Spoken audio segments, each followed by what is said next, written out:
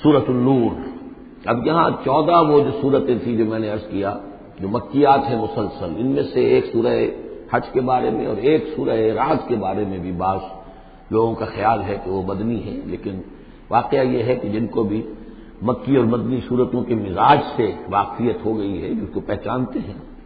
وہ جانتے ہیں کہ یہ سارا سلسلہ جو ہے مکیات کا ہے اور ان میں کوئی مدنی صورت نہیں ہے۔ کہیں کہیں کسی مدنی آیت کا شامل ہو جانا یہ بالکل علیحدہ بات ہے، لیکن یہ کہ اب ان 14 صورتوں کے بعد اب یہ ہے واحد صورت مدنی ہے اور یہ سورۃ النور ہے۔ یہ سن 6 کے آس پاس نازل ہوئی ہے، سن 6 ہجری، اور اس میں ایک بہت اہم واقعہ جو آیا ہے وہ حضرت عائشہ صدیقہ رضی اللہ تعالی عنہا پر جو تہمت لگائی تھی منافقین نے، اور اس میں سب سے بڑا رول تو تھا رئیس المنافقین عبداللہ ابن ابی کا، لیکن یہ کہ اور دوسرے منافقین بھی اور ان کے ساتھ ہی کچھ سادہ لوح مسلمان بھی اس فتنے میں کہیں شریک ہو گئے تھے، متاثر ہو گئے تھے، اور یہ کافی یوں سمجھیے کہ خود حضور صلی اللہ علیہ وسلم کے لیے بھی اور حضرت عائشہ صدیقہ کے لیے تو بہت ہی زیادہ تکلیف کا اور کرب کا یہ دور رہا ہے۔ بسم اللہ الرحمن الرحیم، سورۃ انزلناها وفرضناها وانزلنا فیہا آیات بینات لعلکم تذکرون۔ یہ ایک سورت ہے، یہ انداز کسی اور سورت کا نہیں ہے، اس انداز میں اس کا آغاز، اور سورۃ نکرہ کو اگر تفخیم کے لیے مانا جائے تو یہ ایک عظیم سورت ہے جو ہم نے نازل کی ہے اور ہم نے اس کو لازم کیا ہے تم پر، فرض کیا ہے تم پر۔ وانزلنا فیہا آیات بینات، اس میں ہم نے اتنی بڑی روشن آیات نازل کی ہیں، لعلکم تذکرون، تاکہ تم یاد رکھو، تاکہ تم نصیحت اخذ کرو۔ اس سورہ مبارکہ کا جوڑا جو ہے وہ آپ کو 8 مکی صورتوں کے بعد پھر جا کر ملے گا، اور وہ ہے سورہ احزاب۔ ان دونوں میں بڑی گہری مناسبت ہے اور تقریباً حجم بھی برابر ہے، دونوں 9 رکوعوں پر مشتمل ہیں، اگرچہ اس کی آیات جو ہیں یہ چونکہ بعد میں نازل ہوئی ہے تو 9 رکوع 64 آیات میں ہے، وہاں 9 رکوع 73 آیات میں ہے، وہ پہلے نازل ہوئی، وہ سن 5 میں نازل ہوئی، یہ سن 6 میں نازل ہوئی، لیکن دونوں میں آیت نمبر 35 سورہ احزاب کی بھی سورہ نور کی بھی نہایت اہم ہے، ایمان کی حقیقت اور اسلام کی کیفیات کے بارے میں۔ الزانیۃ والزانی فاجلدوا كل واحد منهما 100 جلدہ، زنا کرنے والی عورت ہو خواہ زنا کرنے والا مرد ہو، ہر ایک کو ان میں سے 100 کوڑے مارے جائیں۔ ولا تأخذكم بهما رأفة في دین اللہ، اور تمہیں اللہ کے اس دین کے معاملے میں نہ روک دے کوئی شے ان کے اوپر مہربانی کے راستے سے، نہ تمہیں روک لے، پکڑ لے، لا تأخذكم بهما، ان کے ساتھ نرمی اور ان کے ساتھ شفقت، فی دین اللہ، اللہ کے دین میں، یہ اللہ کا دین ہے، اللہ کی شریعت ہے، یہ اللہ کی حد ہے، اور اس حد کے اجرا میں کسی کی ہمدردی، کسی کے ساتھ تمہارا تعلق، تمہاری دل کی نرمی، تمہاری شفقت یہ کہیں آڑے نہ آ جائے۔ ان کنتم تؤمنون باللہ والیوم الآخر، اگر تم ایمان رکھتے ہو اللہ پر اور یوم آخر پر۔ یہ جو حد ہے یہ ہے اصل میں زانی زانیہ غیر شادی شدہ ہو اس کے لیے 100 کوڑے ہیں، یہ حد ہے جو قرآن میں آئی ہے۔ زانی اور زانیہ اگر شادی شدہ ہے تو اس کی حد قرآن میں نہیں ہے، لیکن وہ سنت رسول صلی اللہ علیہ وسلم سے ثابت ہے، اور شریعت اسلامی کا چونکہ جو اس کی سورسز ہیں، اس کی ایک بنیاد ہے اللہ کی کتاب، اور دوسری بنیاد جو انڈیپینڈنٹلی قرآن مجید سے آزاد ہو کر ایک مستقل بنیاد ہے، مستقل سورس ہے، وہ سنت رسول ہے صلی اللہ علیہ وسلم۔ تو رجم کا جو حکم ہے وہ سنت سے ہے، اور جیسا کہ میں آپ کو بتا چکا ہوں اصل میں یہ اس قاعدہ کلیہ کے تحت ہے کہ سابقہ شریعت میں، شریعت موسوی میں بعض احکام وہ تھے کہ جن کی نفی نہیں آئی ہے، انہیں جو قتل نبی اکرم صلی اللہ علیہ وسلم نے اس امت کے اندر بھی جاری رکھا ہے۔ ان میں سے یہ 2 حکم جو ہے بہت اہم ہے، ایک قتل مرتد کا حکم ہے اور دوسرے زانی اور زانیہ جو شادی شدہ ہو اس کے سنسار کیے جانے کا حکم ہے۔ وَلْيَشْهَدْ عَذَابَهُمَا طَائِفَةٌ مِّنَ الْمُؤْمِنِينَ، اور چاہیے کہ جب انہیں یہ حد جاری کی جا رہی ہو، سزا دی جا رہی ہو، تو اس وقت موجود رہیں اور دیکھیں کچھ لوگ اہل ایمان میں سے، یعنی یہ پبلک میں ہو، اس لیے کہ اصل میں جو فلسفہ ہے اسلام میں جو سزاؤں کا اور تعزیرات کا، حدود کا، وہ ڈیٹرنٹ کا ہے کہ ایسی سزا ہو کہ جس سے بہت سو کو عبرت ہو جائے۔ اگر آپ نے علیحدہ جا کر کہیں کمرے کے اندر کسی کو پھانسی دے دی تو ٹھیک ہے، لوگوں کو پتہ چلا کہ مر گیا، ویسے بھی مر جاتے ہیں لوگ، حادثے میں مر جاتے ہیں، فوت ہو جاتے ہیں، لیکن یہ ہے کہ اگر سر عام ڈال پر لٹکایا گیا ہو تو اب کتنے لوگوں کو، دیکھنے والوں کو عبرت ہوگی اور ہوش ٹھکانے آ جائیں گے۔ تو یہ فلسفہ ہے اسلام کا کہ تاکہ ایک آدمی کو سزا دی جا رہی ہو تو ہزاروں کو اس سے عبرت آئے۔ الزانی لا ينکح الا زانیۃ او مشرکۃ، کسی زانی شخص کے لیے روا نہیں ہے کہ وہ شادی کرے مگر کسی زانیہ عورت سے یا مشرکہ سے۔ یہ کسی قانون کے درجے میں بات نہیں ہے، بلکہ یہ ایک اخلاقی طور پر گویا کہ تعلیم دی جا رہی ہے کہ زانی لوگ تو ان کا حال تو ایسا ہے کہ انہیں تو مستحق اگر ہے تو شادی کے کسی زانیہ سے یا مشرک سے۔ والزانیۃ لا ينکحها، اور زانی عورت ہو تو وہ بھی اس لائق نہیں ہے کہ اس سے کوئی نکاح کرے مگر صرف بدکار مرد یا مشرک۔ وحرم ذلک علی المؤمنین، اور یہ دونوں جو ہیں زانی مرد اور زانی عورتیں یہ تو حرام کر دی گئی ہیں مومنین کے حق میں، الا یہ کہ کوئی توبہ کرے، جو بھی ہے معاملہ وہ علیحدہ ہے سے۔ والذین یرمون المحصنات ثم لم یاتوا باربعۃ شہداء، اور جو لوگ جو خاندانی عورتیں ہوں، حفاظت میں ہوں کسی خاندان کی اور نکاح کے قید میں ہوں، چاہے نکاح کے قید میں ہوں تو ڈبل احسان ہو گیا کہ خاندانی بھی ہے اور دوسرے یہ کہ نکاح کی قید میں بھی ہے، نکاح کی حفاظت بھی انہیں حاصل ہے۔ نہیں تو یہ کہ اگر غیر شادی شدہ ہے لیکن کسی شریف خاندان سے ہے، آزاد خاندان سے ہے، اگر ان کی عورتوں میں کوئی شخص جو ہے ان پر عیب لگائے، زنا کا الزام لگائے اور پھر وہ نہ لا سکے، ثم لم یاتوا باربعۃ شہداء، 4 شہید نہ لا سکے،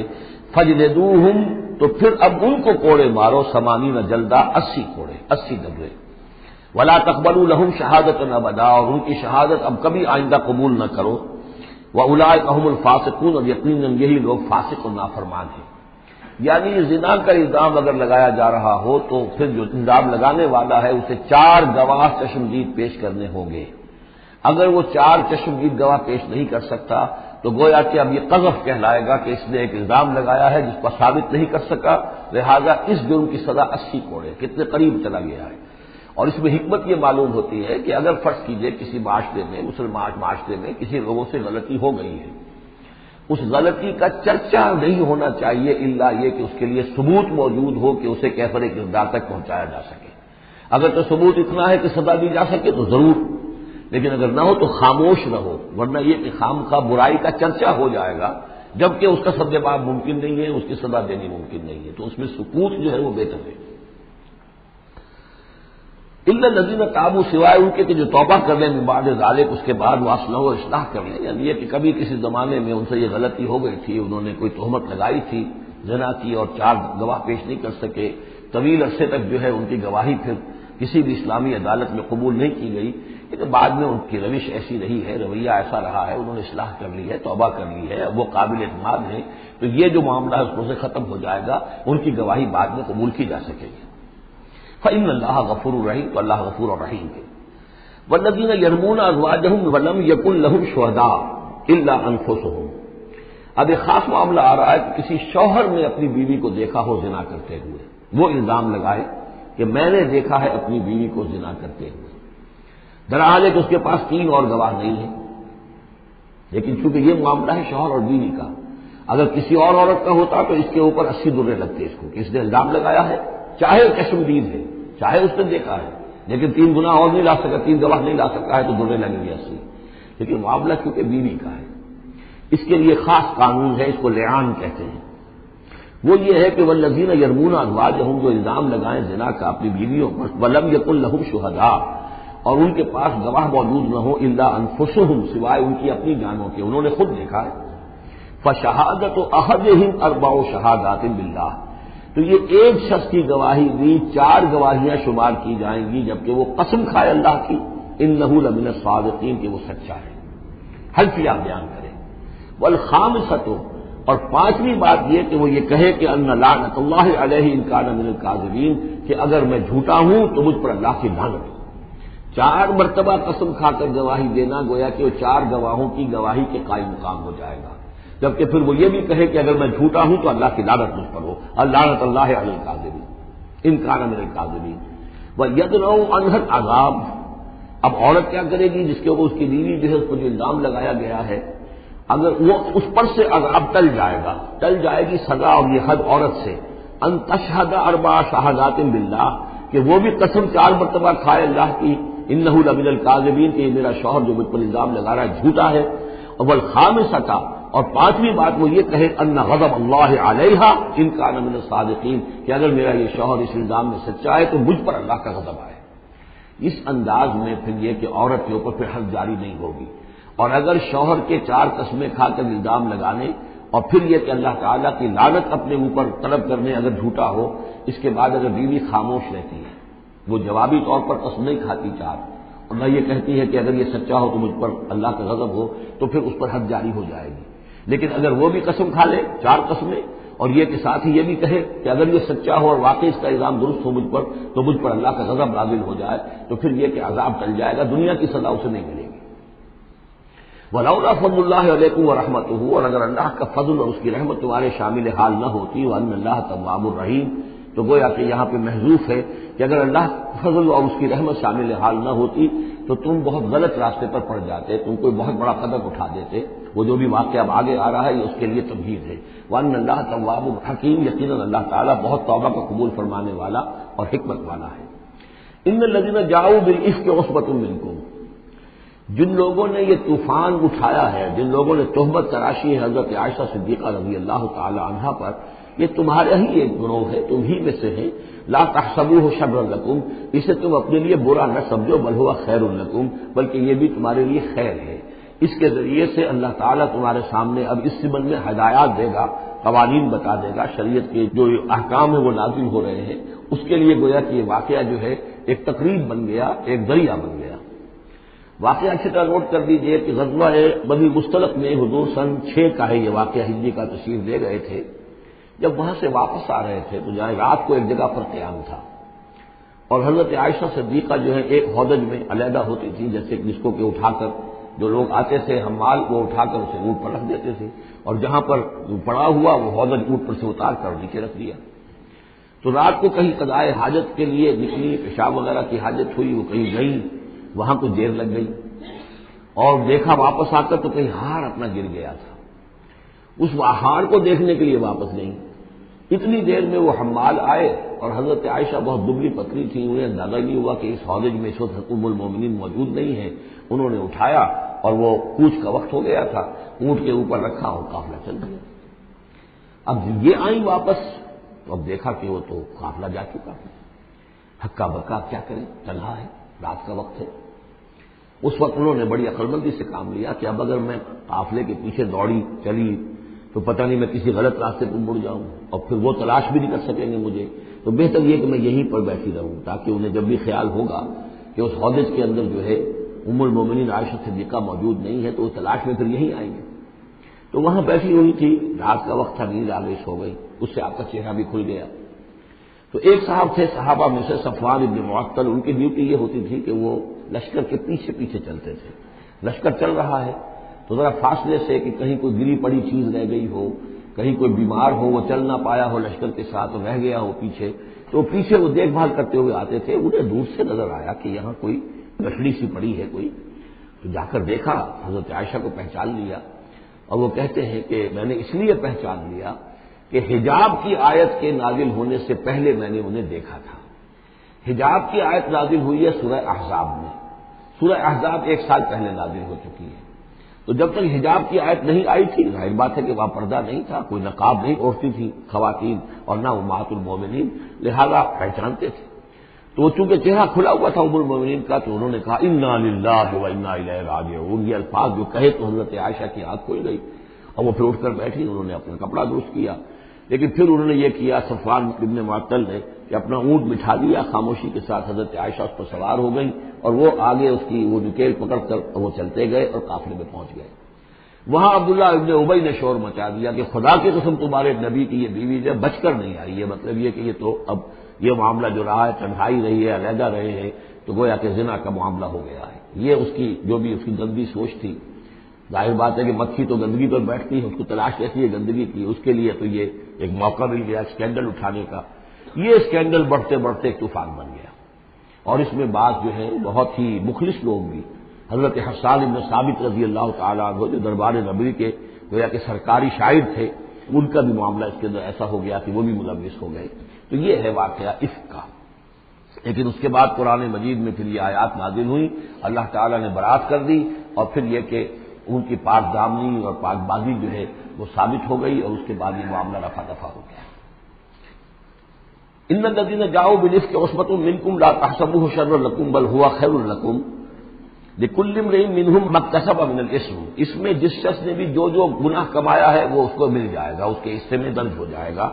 والذی تولی کبرہ، اور جس نے اس کا سب سے بڑا حصہ وصول کیا، یہ ہے عبداللہ ابن ابی جس نے اسکینڈل اٹھایا اور اسے بڑی قوت کے ساتھ شدت کے ساتھ پھیلایا۔ والذی تولی کبرہ منہم لہ عذاب عظیم، اس کے لیے تو پھر بہت بڑا عذاب ہے۔ لولا اذ سمعتموہ، مسلمانوں تمہیں کیا ہو گیا، کیوں نہ ایسا ہوا کہ جب تم نے یہ سنا تھا، ظن المؤمنون والمؤمنات بانفسہم خیرا، تو مومن مرد اور مومن عورتیں اپنے بارے میں اچھا گمان کرتی، یعنی یہ کہ حضرت عائشہ کے بارے میں ان کے بارے یہ گمان ہونا چاہیے تھا، انہیں فوراً کہہ دینا چاہیے تھا، وقالوا ھذا افک مبین، اور وہ کہتے فوراً کہ یہ تو کوئی بہت بڑی تہمت ہے۔ لولا جاؤوا علیہ باربعۃ شہداء، کیوں نہیں وہ لے کر آئے 4 گواہ، اگر تو ان کے پاس گواہ تھے یہ بات کہنے کے لیے تب تو زبان کھولنی چاہیے تھی، اگر 4 گواہ نہیں تھے تو انہیں زبان بند رکھنی چاہیے تھی۔ فَإِذْ لَمْ تَأْتُوا بِالشُّهَدَاءِ، اس لیے کہ یہ 4 گواہوں والی آیت جو ہے یہ سورہ نساء میں اتر چکی تھی، سورہ نساء سن 4 میں آ چکی ہے، وہ ابتدائی احکام جو تھے کہ 4 گواہ ہونے چاہیے اس معاملے کے اندر، یہ آیت سورہ نساء میں آ چکی ہے۔ تو فرمایا کہ یہ کیوں نہیں 4 گواہ لے کر آئے، فَإِذْ لَمْ تَأْتُوا بِالشُّهَدَاءِ، اگر وہ 4 گواہ نہیں لا سکے، فَأُولَٰئِکَ عِندَ اللَّهِ هُمُ الْكَاذِبُونَ، تو یقیناً اللہ کے نزدیک اور قانون اسلامی کے نزدیک پھر وہی جھوٹے ہیں۔ وَلَوْلَا فَضْلُ اللَّهِ عَلَيْكُمْ وَرَحْمَتُهُ، اور اگر نہ ہوتا اللہ کا فضل اس کی رحمت تمہارے سامنے حال سے دنیا والآخرہ، دنیا میں اور آخرت میں بھی، لَمَسَّكُمْ فِيمَا أَفَضْتُمْ، تو تم پر پڑتی اس چیز پر کہ جس کا چرچا تم نے کیا ہے، عذاب عظیم، بہت بڑا عذاب۔ اس طرح قولہ بألسنتکم، یہ اصل میں انسانوں کی ایک عام کمزوری ہوتی ہے، اس طرح کی بات جو ہے بس ادھر سے سنی ادھر بیان کر دی، ادھر سے آگے بیان ہو گئی، جنگل کی آگ کی طرح اس قسم کی خبریں جو ہیں وہ پھیل جاتی ہیں۔ اس طرح قولہ بألسنتکم، جبکہ تم اسے لے رہے تھے اپنی زبانوں سے، یعنی یہ کہ ایک زبان سے دوسری زبان کو، اور زبان سے نکلی اور کوٹھے چڑھی والی جو ایک کہاوت ہمارے ہاں ہے، اس طریقے سے آسانی سے وہ بات پھیلتی چلی گئی۔ وَتَقُولُونَ بِأَفْوَاهِكُمْ، اور تم کہہ رہے تھے اپنے منہوں سے مَا لَيْسَ لَكُمْ بِهِ علم، جس کے لیے تمہارے پاس کوئی علم نہیں تھا، کوئی دلیل نہیں تھی، کوئی بنیاد نہیں تھی، کوئی گواہی نہیں تھی، کوئی معلومات کی کوئی سورسز نہیں تھی۔ وَتَحْسَبُونَهُ هَيِّنًا، اور تم اسے سمجھ گئے تھے کہ بہت ہلکی بات ہے، معمولی سی بات ہے۔ وَهُوَ عِندَ اللَّهِ عَظِيمٌ، جبکہ یہ اللہ کے نزدیک بہت بڑی بات ہے۔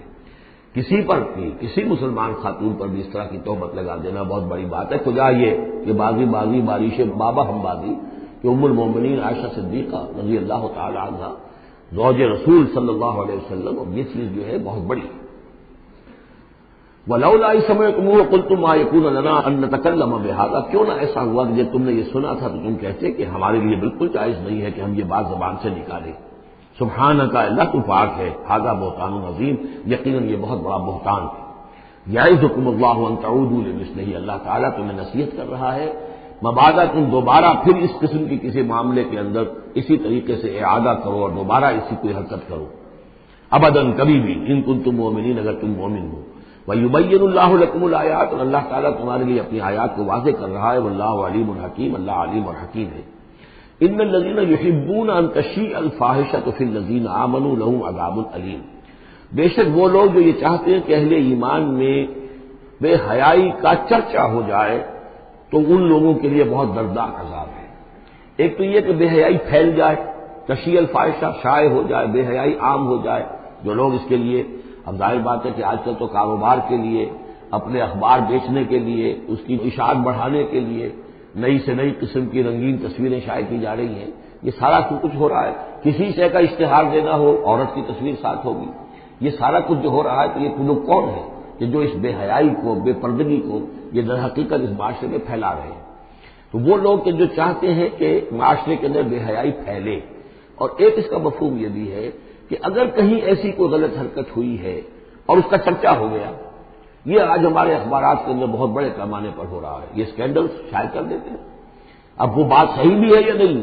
غلط ہے تب بھی، لیکن ایک بات ہے اس کا چرچا ہو گیا، پورے دنیا کے اندر پہنچ گئی۔ اب ظاہر بات ہے کہ بچے بھی پڑھتے ہیں، بچیاں بھی پڑھتی ہیں، ان کے لیے تو گویا کہ یہ ایک ان کی معلومات کا ایک کھاتہ کھل گیا کہ ایسا بھی ہوتا ہے، جس طریقے سے آج کل ہو رہا ہے معاملہ، اس کے جس طریقے سے اخبارات میں شائع کیا جا رہا ہے، تو اس کی اس اشاعت کے اندر خرابی کا پہلو زیادہ ہے، مضر پہلو زیادہ ہے۔ اگر ہے بھی ایسا معاملہ، اگر تو سزا کے قابل ہے تو گواہی دو اور سزا دلواؤ، اور ایسی سزا ہو کہ جس سے ایک کو سزا ہو اور ہزاروں کو ہوش آ جائے، اور اگر نہیں ہے تو خاموش ہو۔ اس کے اوپر زبان بولنا بھی جو ہے در حقیقت بہت بڑا جرم ہے۔ ان الذين يحبون ان تشيع الفاحشة في الذين آمنوا لهم عذاب أليم في الدنيا والآخرة، دنیا میں بھی اور آخرت میں بھی۔ واللہ یعلم وانتم لا تعلمون، اللہ جانتا ہے اور تم نہیں جانتے۔ ولولا فضل اللہ علیکم ورحمتہ، اور اگر اللہ کا فضل نہ ہوتا تم پر اور اس کی رحمت نہ ہوتی تو یہ تو طوفان ایسا اٹھا تھا کہ اس کے بڑے دور تک نتائج نکل سکتے تھے، یہ محذوف ہے۔ وان اللہ رؤوف الرحیم، تو اللہ بہت رؤوف ہے اور رحیم ہے۔ یا ایھا الذین آمنوا لا تتبعوا خطوات الشیطان، اہل ایمان شیطان کے نقش قدم کی پیروی نہ کرو۔ ومن یتبع خطوات الشیطان، جو کوئی بھی شیطان کے نقوش پا کی پیروی کرے گا فإنہ یأمر بالفحشاء والمنکر، تو شیطان تو اسے حکم دے گا، وہ تو حکم دیتا ہے بے حیائی کا اور منکر کا، بری بات کا۔ ولولا فضل اللہ علیکم ورحمتہ، اور اگر نہ ہوتا اللہ کا فضل اور اس کی رحمت تمہاری شامل حال، ما زکا منکم من احد ابدا، تم میں سے کوئی ایک انسان بھی کبھی پاک نہ ہو سکتا۔ اللہ تعالیٰ کا فضل ہے، اللہ کی رحمت ہے۔ ایک شخص سے غلطی ہو جاتی ہے، اللہ پردہ پڑا رہنے دیتا ہے تو اس کے اندر اصلاح کا مادہ پیدا ہو جاتا ہے۔ ایک دفعہ آدمی ننگا ہو جائے تو پھر ڈھیٹ ہو جاتا ہے۔ اس سے یہ کہ اللہ تعالیٰ جو ہے ان چیزوں کے اندر اس کی بڑی حکمت ہے کہ اگر کوئی غلطی ہو گئی ہے فوراً نہیں پکڑتا، وہ اس کو مہلت دیتا ہے اصلاح کرے۔ ولولا فضل اللہ علیکم ورحمتہ، اگر نہ ہوتا اللہ کا فضل تم پر اور اس کی رحمت، ما زکا منکم من احد ابدا، تم میں سے کوئی بھی کبھی نیک اور پارسا نہ بن سکتا اور پاک نہ ہو سکتا۔ ولکن اللہ یزکی من یشاء، بلکہ یہ تو اللہ تعالیٰ ہی پاک کرتا ہے جس کو چاہتا ہے۔ واللہ سمیع علیم، اللہ سمیع علیم ہے۔ ولا یأتل اولو الفضل منکم والسعة ان یؤتوا اولی القربى والمساکین والمہاجرین فی سبیل اللہ، اس آیت کی بھی شان نزول ہے کہ حضرت ابو بکر صدیق رضی اللہ تعالیٰ عنہ کے ایک یا تو بھانجے تھے یا خالہ زاد بھائی تھے، حضرت مصطح۔ یہ حضرت مصطح جو غریب آدمی تھے اور حضرت ابو بکر ان کی مدد کیا کرتے تھے، پیسے سے، مال سے ان کی ضرورت جو ہے پوری کرتے تھے۔ لیکن یہ مصطح بھی اس میں شریک ہو گئے۔ حضرت عائشہ صدیقہ رضی اللہ تعالیٰ عنہ پر جو تہمت کا معاملہ چلا تو حضرت ابو بکر کو جب معلوم ہوا کہ مصطح بھی اس معاملے کے اندر شریک ہے تو پھر غصے میں آ کر ان کا قسم کھا لی کہ میں اب اس کے ساتھ کبھی کوئی بھلائی نہیں کروں گا، اس نے اتنی بڑی غلطی کی ہے اور اس معاملے کے اندر میری بیٹی کا معاملہ ہے اور اس میں اس کو یہ خیال نہیں آیا کہ میں اس کے ساتھ کتنا کچھ احسان کرتا ہوں، اس کے اندر جو ہے وہ خود بھی شریک ہو گیا۔ اس پر اللہ تعالیٰ کی طرف سے گرفت آ رہی ہے کہ نہیں ابو بکر یہ ٹھیک نہیں ہے، جو بھی اس سے غلطی ہوئی، لیکن تم جو نیک کام کر رہے تھے اس کا کیوں قسم کھاتے ہو کہ اس کے اندر تم مدد نہیں کرو گے۔ ولا یأتل اولو الفضل منکم، اور نہ قسم کھائیں جو فضل والے ہیں، درجے والے ہیں تم میں سے، جن میں اللہ نے فضیلت دی ہے، نیکی میں بھی، ایمان میں بھی فضیلت دی ہے، دولت میں بھی فضیلت دی ہے، وسعت، اور جنہیں کشادگی دی ہے، مال کی کشادگی دی ہے، ان یؤتوا اولی القربى، کہ وہ کوئی صلہ رحمی کریں اپنے قرابت داروں کے ساتھ، کچھ دیں مال اور صدقہ و خیرات دیں اپنے قرابت داروں کو، والمساکین والمہاجرین، اور محتاجوں کو اور وطن چھوڑنے والے مہاجرین کو، فی سبیل اللہ، اللہ کی راہ میں، تو یہ قسم نہ کھائیں۔ ولیعفوا ولیصفحوا، انہیں چاہیے کہ معاف کر دیں اور درگزر سے کام لیں۔ الا تحبون ان یغفر اللہ لکم، کیا تم یہ نہیں چاہتے کہ اللہ تمہیں معاف کرے؟ یعنی اے ابو بکر اگر تم یہ چاہتے ہو، تم سے بھی تو کوئی خطا آخر ہو جاتی ہے، اللہ معاف فرماتا ہے، کیا تم نہیں چاہتے کہ اللہ تمہاری خطاؤں سے درگزر کرے؟ الا تحبون ان یغفر اللہ لکم، کیا تم نہیں پسند کرتے اس کو کہ اللہ تمہیں معاف کرے؟ اس پر اس آیت کو سنتے ہی حضرت ابو بکر صدیق کے الفاظ یہ نقل کیے گئے، بلا یا ربنا انا نحب، کیوں نہیں پروردگار، ہم ضرور چاہتے ہیں کہ تو ہمیں معاف فرما دے۔ انہوں نے اپنی قسم کا کفارہ دیا اور اس کے بعد جو بھی وہ کرتے تھے ان کے ساتھ بھلائی اور نیکی اس سلسلے کو جاری کر دیا۔ واللہ غفور رحیم، اور اللہ تعالی غفور ہے اور رحیم ہے۔ ان الذین یرمون المحصنات الغافلات المؤمنات، یقیناً وہ لوگ کہ جو تہمت لگاتے ہیں ان پاک دامن عورتوں پر کہ جو غافل ہیں، جن کو ان چیزوں کا ہوش بھی نہیں ہے، جن کا گمان بھی ادھر نہیں گیا، المومنات اہل ایمان میں سے، لعنوا فی الدنیا، ایسی معصوم اور پاک دامن عورتوں پر جو تہمت لگانے والے ہیں ان پر پھٹکار ہے دنیا میں بھی اور آخرت میں بھی، ولہم عذاب عظیم، اور ان کے لیے بہت بڑا عذاب ہے۔ یوم تشہد علیہم السنتہم وایدیہم، جس دن کے ان کے خلاف گواہی دیں گے، تشہد علیہم، علی کو نوٹ کر لیجئے، جس دن کے ان کے خلاف گواہی دیں گے السنتہم، ان کی اپنی زبانیں گواہی دیں گی، وایدیہم، ان کے اپنے ہاتھ گواہی دیں گے، وارجلہم، اور ان کے پاؤں گواہی دیں گے، بما کانوا یعملون، اب جو کچھ عمل وہ کر رہے تھے۔ یہ ہاتھ ہمارے پاس اللہ کی امانت ہے، میں اس سے غلط کام کر رہا ہوں تو یہ انڈر پروٹیسٹ میرا حکم تو مان رہا ہے، اس لیے کہ اللہ تعالیٰ نے مجھے میرے حوالے سے کیا ہوا ہے، لیکن اس کے اندر پروٹیسٹ ہے، قیامت کے دن یہی میرے خلاف مقدمہ کرے گا، پروردگار تو نے مجھے اس کے حوالے کیا تھا اور یہ مجھ سے میرے ذریعے سے غلط کام کرتا رہا۔ یہ پاؤں جو ہے ہمارے خلاف گواہی دیں گے کہ پروردگار ہم اس کے تابع تھے، اس کے حکم کے مطابق چل رہے تھے، یہ بدبخت ہمیں چوری کرنے کے لیے جاتا تھا تو اس کے لیے استعمال کرتا تھا، یا کوئی اور برا کام کرنے کے لیے ہمیں استعمال کرتا تھا۔ یومئذ یوفیہم اللہ دینہم الحق، اس دن اللہ تعالیٰ ان کا پورا پورا بدلہ ان کو دے دے گا۔ یہ دین کے لفظ کو یہاں نوٹ کیجئے، دین بدلے کو کہتے ہیں، دین مالک یوم الدین، جزا و سزا کے دن کا مالک، بدلے کا دن۔ وَيَعْلَمُونَ أَنَّ اللَّهَ هُوَ الْحَقُّ الْمُبِينُ، اور وہ جان لیں گے کہ اللہ تعالیٰ ہی ہے الحق، سچا اور ہر بات کو کھول کر بیان کر دینے والا۔ الخبیثات للخبیثین والخبیثون للخبیثات، ناپاک عورتیں ناپاک مردوں کے لیے ہیں اور ناپاک مرد ناپاک عورتوں کے لیے ہیں، اور طیبات والطیبات للطیبین والطیبون للطیبات، اور ستھرے اور پاک باز جو خواتین ہیں وہ پاک باز مردوں کے لیے ہیں، اور پاک باز جو مرد ہیں وہ پاک دامن خواتین کے لیے ہیں۔ اولئک مبرؤون مما یقولون، یہ لوگ بری ہیں ان چیزوں سے کہ جو لوگ کہتے ہیں۔ لہم مغفرۃ ورزق کریم، ان کے لیے مغفرت ہے اور رزق کریم ہے۔ یہ دونوں آیات جو ہیں در حقیقت اخلاقی تعلیم کی نوعیت کی ہیں کہ اتنی اخلاقی حص معاشرے کے اندر رہے کہ جو جس کے ساتھ کوئی بدنامی کا معاملہ ہو جائے پھر وہ خود محسوس کرے کہ میں آئسولیٹ ہو کر رہ گیا ہوں یا رہ گئی ہوں اس معاشرے کے اندر، یہ معاشرے کے اندر یہ عام روش پیدا ہو جائے۔ جیسے کہ پہلے آیا تھا وہ اس کے اندر بھی یہی بات تھی کہ زانی نکاح نہ کرے مگر کسی زانیہ سے یا کسی مشرکہ سے، وہ اس لائق نہیں ہے کہ اس کے نکاح میں کوئی مسلمان خاتون آئے پاک دامن اور عفت والی۔ اس طرح زانیہ جو ہے اس سے کوئی نکاح نہ کرے سوائے مشرک کے، یہ قانونی چیزیں نہیں ہیں جیسا کہ میں نے عرض کیا، یہ اخلاقی، تاکہ ایک نفرت پیدا ہو زنا سے، بدکاری سے۔ اسی طریقے سے معاشرے کے اندر ایک عام فضا، ایک حص ایسی پیدا ہو جائے کہ جس میں جو لوگ بھی ایسی گراوٹوں میں مبتلا ہوں وہ خود اپنی آنکھوں میں ذلیل ہو کر رہ جائیں۔ یا ایھا الذین آمنوا لا تدخلوا بیوتا غیر بیوتکم حتی تستأنسوا، اب اس حوالے سے بہت سے جو احکام آ رہے ہیں، یہ سورہ نور اور سورہ احزاب ان دونوں میں معاشرتی احکامات ہیں۔ معاشرتی احکامات میں خاص طور پر وہ جو ایک آیت آئی ہے سورہ بنی اسرائیل میں، وَلَا تَقْرَبُوا الزِّنَا إِنَّهُ كَانَ فَاحِشَةً وَسَاءَ سَبِيلًا، اس زنا کا سد باب کرنے کے لیے اسلام کے معاشرتی نظام میں بہت دور دور تک اقدامات کیے گئے ہیں۔ قریب مت جاؤ زنا کے، یعنی زنا کو ایریڈیکیٹ کرنا معاشرے میں یہ ایک بہت بڑا آبجیکٹو ہے، اور اس کے لیے دور دور تک اقدامات، مثلا پردہ ہے، سطر ہے، لباس کے احکام دیے گئے ہیں، معاشرہ جو ہے ہمارا جو ہے وہ مکسڈ سوسائٹی نہ ہو، مخلوط معاشرہ نہ ہو، مردوں کی ذمہ داریاں علیحدہ ہیں، عورتوں کی علیحدہ ہیں، معاشرہ جو ہے سیگریگیٹڈ ہو، مردوں اور عورتوں کے درمیان اختلاط نہ ہو۔ یہ ساری چیزیں کس کے لیے ہیں؟ یہ اسی لیے ہے کہ یہ در حقیقت اس قدر شدید کشش ہے مرد اور عورت کے اندر، یہ اللہ نے جو دو جنسیں بنائی ہیں، اور اس میں یقیناً جو سیکس کا معاملہ اتنا پورٹنٹ موٹیو ہے کہ اس کو اگر پوری طریقے سے جیسے گھوڑا بہت منہ زور ہو تو اسے بہت باندھ کر رکھنا پڑے گا اور بڑا اس کو کنٹرول کرنے کے لیے محنت کی ضرورت ہے، اسی طریقے سے اس سیکس کو ڈسپلن کرنا اور صحیح انداز میں اس کو جو ہے ہارنس کرنا، اور اس کے لیے یہ ہے کہ غلط راستوں سے اس کو بچانا، اس کے لیے بڑے دور دور تک احکام دیے گئے، اور یہ پورا معاشرتی نظام اسلام کا اسی بنیاد پہ اب قائم ہے۔ اب اسی میں سے مثلاً یہ گھر کی پرائیویسی بھی ہے، ایک گھر ہے، گھر میں ایک شوہر ہے، اس کی بیوی ہے، اب آپ فوراً چلے گئے سیدھے گھر کے اندر، نہیں،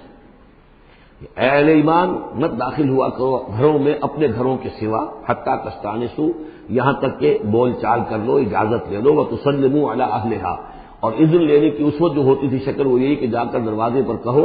السلام علیکم،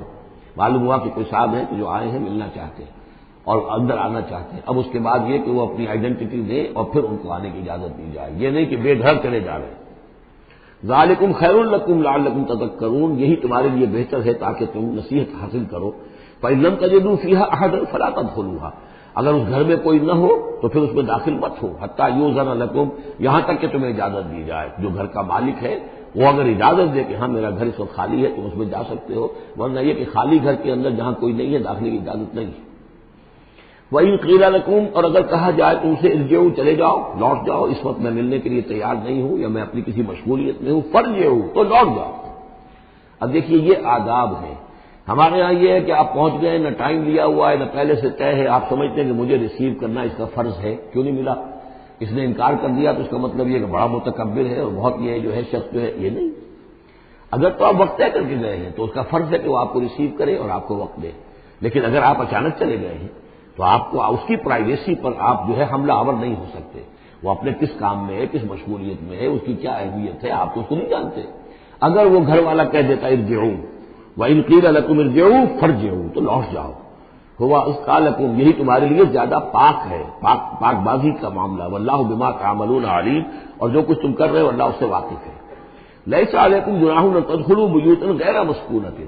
اس میں کوئی حرج نہیں ہے کہ تم داخل ہو جایا کرو ایسے گھروں میں کہ جن میں سکونت نہیں ہے،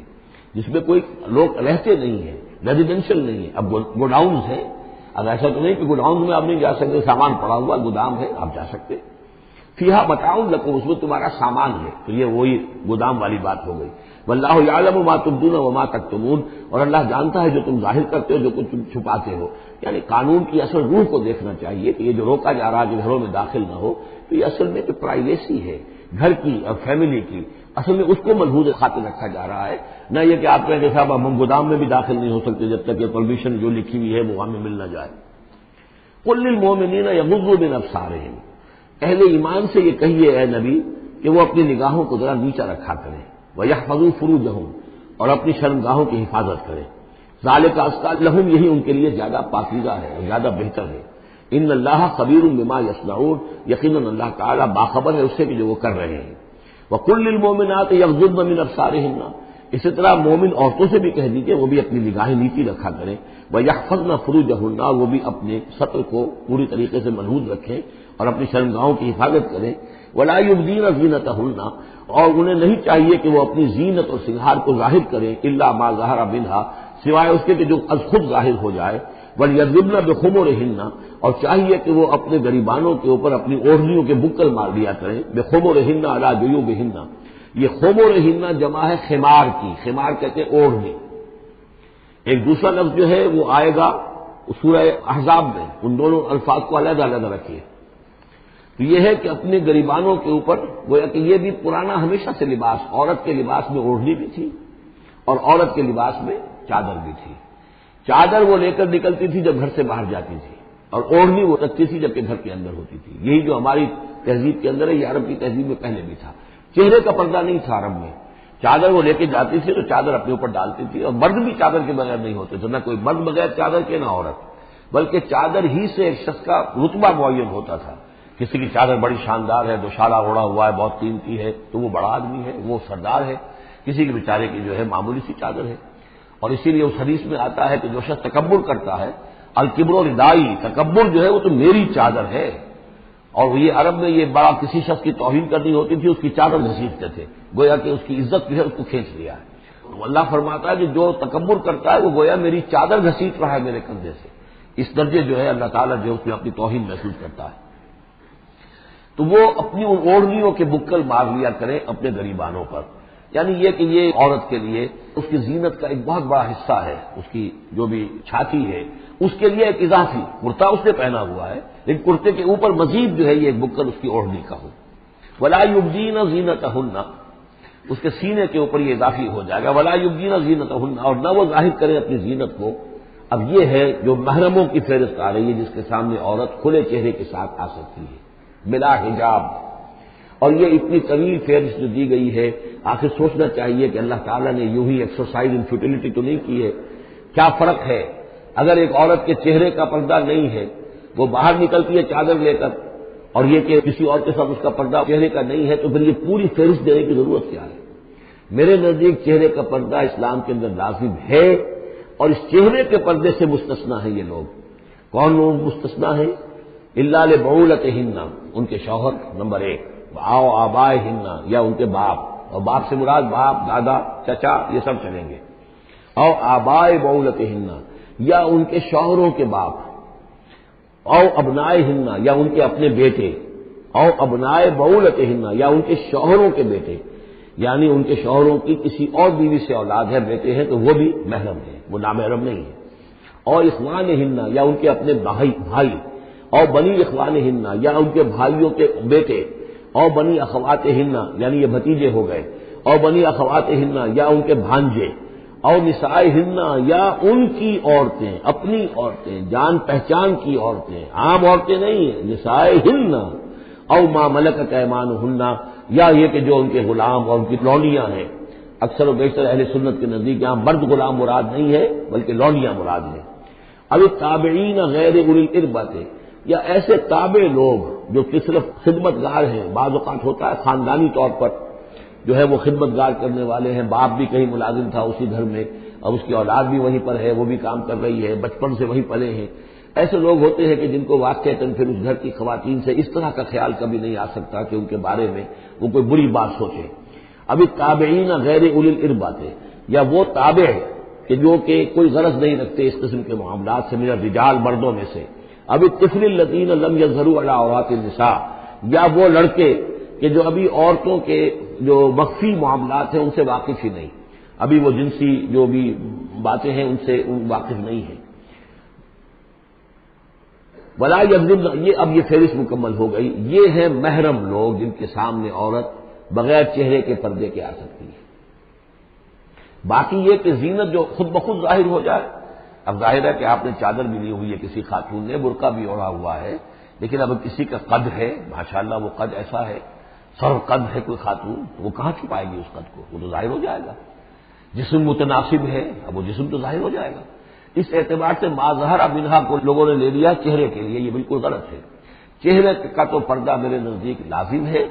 اور یہ کہ باقی یہ کہ ان کے سامنے چہرے کے سمیت عورت آ سکتی ہے۔ باقی عورت جو ہے اپنے بیٹے کے سامنے بھی سوائے 3 اعضاء کے اور نہیں کھول سکتی، اپنے بھائی کے سامنے بھی نہیں کھول سکتی۔ چہرہ، یہ ہاتھ پونچوں سے نیچے، اور پیر ٹخنوں سے نیچے، یہ جو 3 اعضاء ہیں یہ وہ ہیں کہ جو عورت کھلے رکھ سکتی ہے، اپنے وہ بیٹے کے سامنے بھی، بھائی کے سامنے بھی، اور جو بھی رشتے گرائے گئے ہیں۔ لیکن یہ کہ اس سے آگے پھر جو ہے معاملہ وہ پھر شوہر کا ہے، اس سے آگے یعنی لباس کا معاملہ جو ہے جس سے کہ عورت جو ہے وہ آزاد ہوگی، وہ صرف شوہر کے لیے۔ وَلَا يَضْرِبْنَ بِأَرْجُلِهِنَّ لِيُعْلَمَ مَا يُخْفِينَ مِنْ زِينَتِهِنَّ، اور نہ یہ ایسا ہو کہ وہ اپنے پاؤں مار کر چلیں، تو زیور جو ہے پاؤں میں پہنا ہوا اس کی جھنکار ہو تاکہ لوگوں جو ہے ادھر متوجہ ہو جائیں۔ لِيُعْلَمَ مَا يُخْفِينَ مِنْ زِينَتِهِنَّ، تاکہ لوگوں کے علم میں آ جائے کہ کیا انہوں نے چیز چھپائی ہوئی ہے اپنی زینت میں سے، کیا زیورات پہنے ہوئے ہیں۔ وَتُوبُوا إِلَى اللَّهِ جَمِيعًا أَيُّهَا الْمُؤْمِنُونَ، اور اے اہل ایمان سب کے سب مل کر اللہ کی جناب میں توبہ کرو، لعلکم تفلحون، تاکہ تم فلاح پاؤ۔ وَأَنكِحُوا الْأَيَامَ مِنكُمْ، اور دیکھو اپنی بیواؤں کی شادیاں کر دیا کرو۔ وَالصَّالِحِينَ مِنْ عِبَادِكُمْ، یہ بھی اب ایک بہت اہم ہے بات۔ ہندوانہ ہمارا معاشرہ جو ہے وہ بیوہ کی شادی جو ہے وہ تو جائز بھی نہیں سمجھتا، یا بہت ہی یوں سمجھیے کہ اس کے نزدیک بہت ہی ناپسندیدہ بات ہے، اور ہمارے ہاں بھی یہ ہو گیا ہے۔ حالانکہ یہاں حکم ہے انکحوا الایام منکم، بیواؤں کی شادیاں کر دیا کرو۔ والصالحین من عبادکم و امائکم، اور تمہاری جو بانیاں ہوں، غلام ہوں، ان میں سے بھی جو سمجھدار ہوں، جن کے کردار کے بارے میں تمہیں اعتماد ہو، ان کی بھی شادیاں کر دیا کرو۔ ایک کی کنیز ہے، ایک کا غلام ہے، ان کی شادی ہو جائے۔ اب ظاہر بات ہے وہ کنیز جو ہے اپنے آقا کے، اب اس کے ساتھ وہ تمتع نہیں کر سکے گا، اس لیے کہ اس نے اجازت دے دی ہے کہ اس کی کنیز کی شادی ہو گئی ہے کسی غلام کے ساتھ۔ وَالصَّالِحِينَ مِنْ عِبَادِكُمْ وَإِمَائِكُمْ إِنْ يَكُونُوا فُقَرَاءَ، اگر وہ فقیر ہوں گے، مہر وغیرہ دینے کی ان کے اندر ہمت نہیں ہے، صلاحیت نہیں ہے، يُغْنِهُمُ اللَّهُ مِنْ فَضْلِهِ، تو ہو اللہ تعالیٰ ہو سکتا ہے کہ ان کو اپنے فضل سے غنی کر دے۔ واللہ واسع علیم، اللہ واسع بہت سمائی رکھنے والا، کشائش والا، کشادگی والا اور جاننے والا ہے۔ یعنی یہ بھی ہے کہ کسی وقت انسان سوچے کہ اگر میں شادی کروں گا تو وہ بھی اپنی قسمت ساتھ لے کر آئے گی، کیا پتہ کہ میرے اس وقت حالات جو ہیں اگر کچھ خراب بھی ہیں تو اللہ تعالیٰ اس کی قسمت سے، اس کے حوالے سے اللہ تعالیٰ میرے لیے رزق کا دروازہ کھول دے۔ وَلْيَسْتَعْفِفِ الَّذِينَ لَا يَجِدُونَ نِكَاحًا، اور جو لوگ نکاح کی قدرت بالکل نہ رکھتے ہوں، شادی کر ہی نہ سکتے ہوں، کچھ بھی نہ ہو ان کے پاس، نہ کوئی گھر ہو جس میں کہ اپنی بیوی کو رکھ سکیں، نہ کوئی نان نفقے کا سامان ہو، نہ کوئی مہر دے سکیں، وَلْيَسْتَعْفِفْ، تو انہیں چاہیے کہ وہ اپنی عفت کی حفاظت کریں، پوری طریقے سے اپنے جنسی جذبے کو کنٹرول کریں۔ الَّذِينَ لَا يَجِدُونَ نِكَاحًا حَتَّىٰ يُغْنِيَهُمُ اللَّهُ مِنْ فَضْلِهِ، یہاں تک کہ اللہ تعالیٰ انہیں اپنے فضل سے غنی کر دے۔ والذین یبتغون الکتاب مما ملکت ایمانکم فکاتبوہم، اور تمہارے غلاموں میں سے جو تمہارے ساتھ چاہیں مکاتبت کرنا. یہ مکاتبت کا قاعدہ یہ تھا کہ غلام یہ طے کرتا تھا کہ جناب میں آپ کو اتنے لاکھ درہم دے دوں گا، اتنی مدت کے اندر اندر آپ مجھے آزاد کر دیجئے. تو یہ معاہدہ ہو گیا، اب وہ آزاد ہو گیا. لیکن آزادی اسی میں ہے کہ اسے وہ رقم اتنی عرصے کے اندر ادا کرنی ہے. اب وہ کمائے گا، محنت کرے گا، کوشش کرے گا اور وہ رقم ادا کر دے گا. یہ مکاتبت تھی. تو جو بھی تمہارے غلاموں میں سے مکاتبت چاہیں، مما ملکت ایمانکم فکاتبوہم، تو یہ مکاتبت کر لیا کرو. قرآن مجید نے وہ تمام راستے کھولے ہیں کہ جن سے غلاموں کی آزادی کا جو ہے آسانی کے ساتھ تدریجاً سہج انداز کے اندر ان کی غلامی کا جو ہے سلسلہ ختم ہو کر آزادی کی طرف راستہ کھل جائے. فکاتبوہم ان علمتم فیہم خیرا، اگر تم دیکھ رہے ہو ان کے اندر کہ خیر ہے، بھلائی ہے، واقعتاً یہ شخص اعتماد کیا جا سکتا ہے، یہ بھاگ نہیں جائے گا اور یہ جو بھی کرنا چاہ رہا ہے معاہدہ اس کو پورا کرنے کی اس کی نیت ہے. وآتوہم من مال اللہ الذی آتاکم، پھر ایسے لوگوں کو جنہوں نے مکاتبت کی ہو تم بھی مال دیا کرو، جو اللہ کا مال تمہارے پاس اللہ نے تمہیں دیا ہے، یعنی لوگ مدد بھی کریں اس کی تاکہ وہ اپنی اس رقم کو جلد از جلد ادا کر کے اور وہ پھر آزاد ہو جائے. وَلَا تُكْرِهُوا فَتَيَاتِكُمْ عَلَى الْبِغَاءِ، اور دیکھو اپنی بانگیوں کو، چھوکریوں کو، یہ جو وہاں پہ بانگیاں کنیزیں ہوتی تھی، انہیں بدکاری پر مجبور نہ کرو. ان اردنا تحسنا، اگر وہ چاہیں کہ وہ پاک دامن رہیں، وہ کسی قلعے میں رہیں، اور ان سے چونکہ یہ بھی رواج وہاں تھا، ان بانگیوں سے پھر وہ پیشہ کراتے تھے. اب یہ اصل میں اصلاح ہو رہی ہے اس معاشرے کی، اور اس کے اندر ان چیزوں کو رفتہ رفتہ روکا جا رہا ہے. جیسے سورہ نساء میں آیا تھا، ایسا بھی ہوتا تھا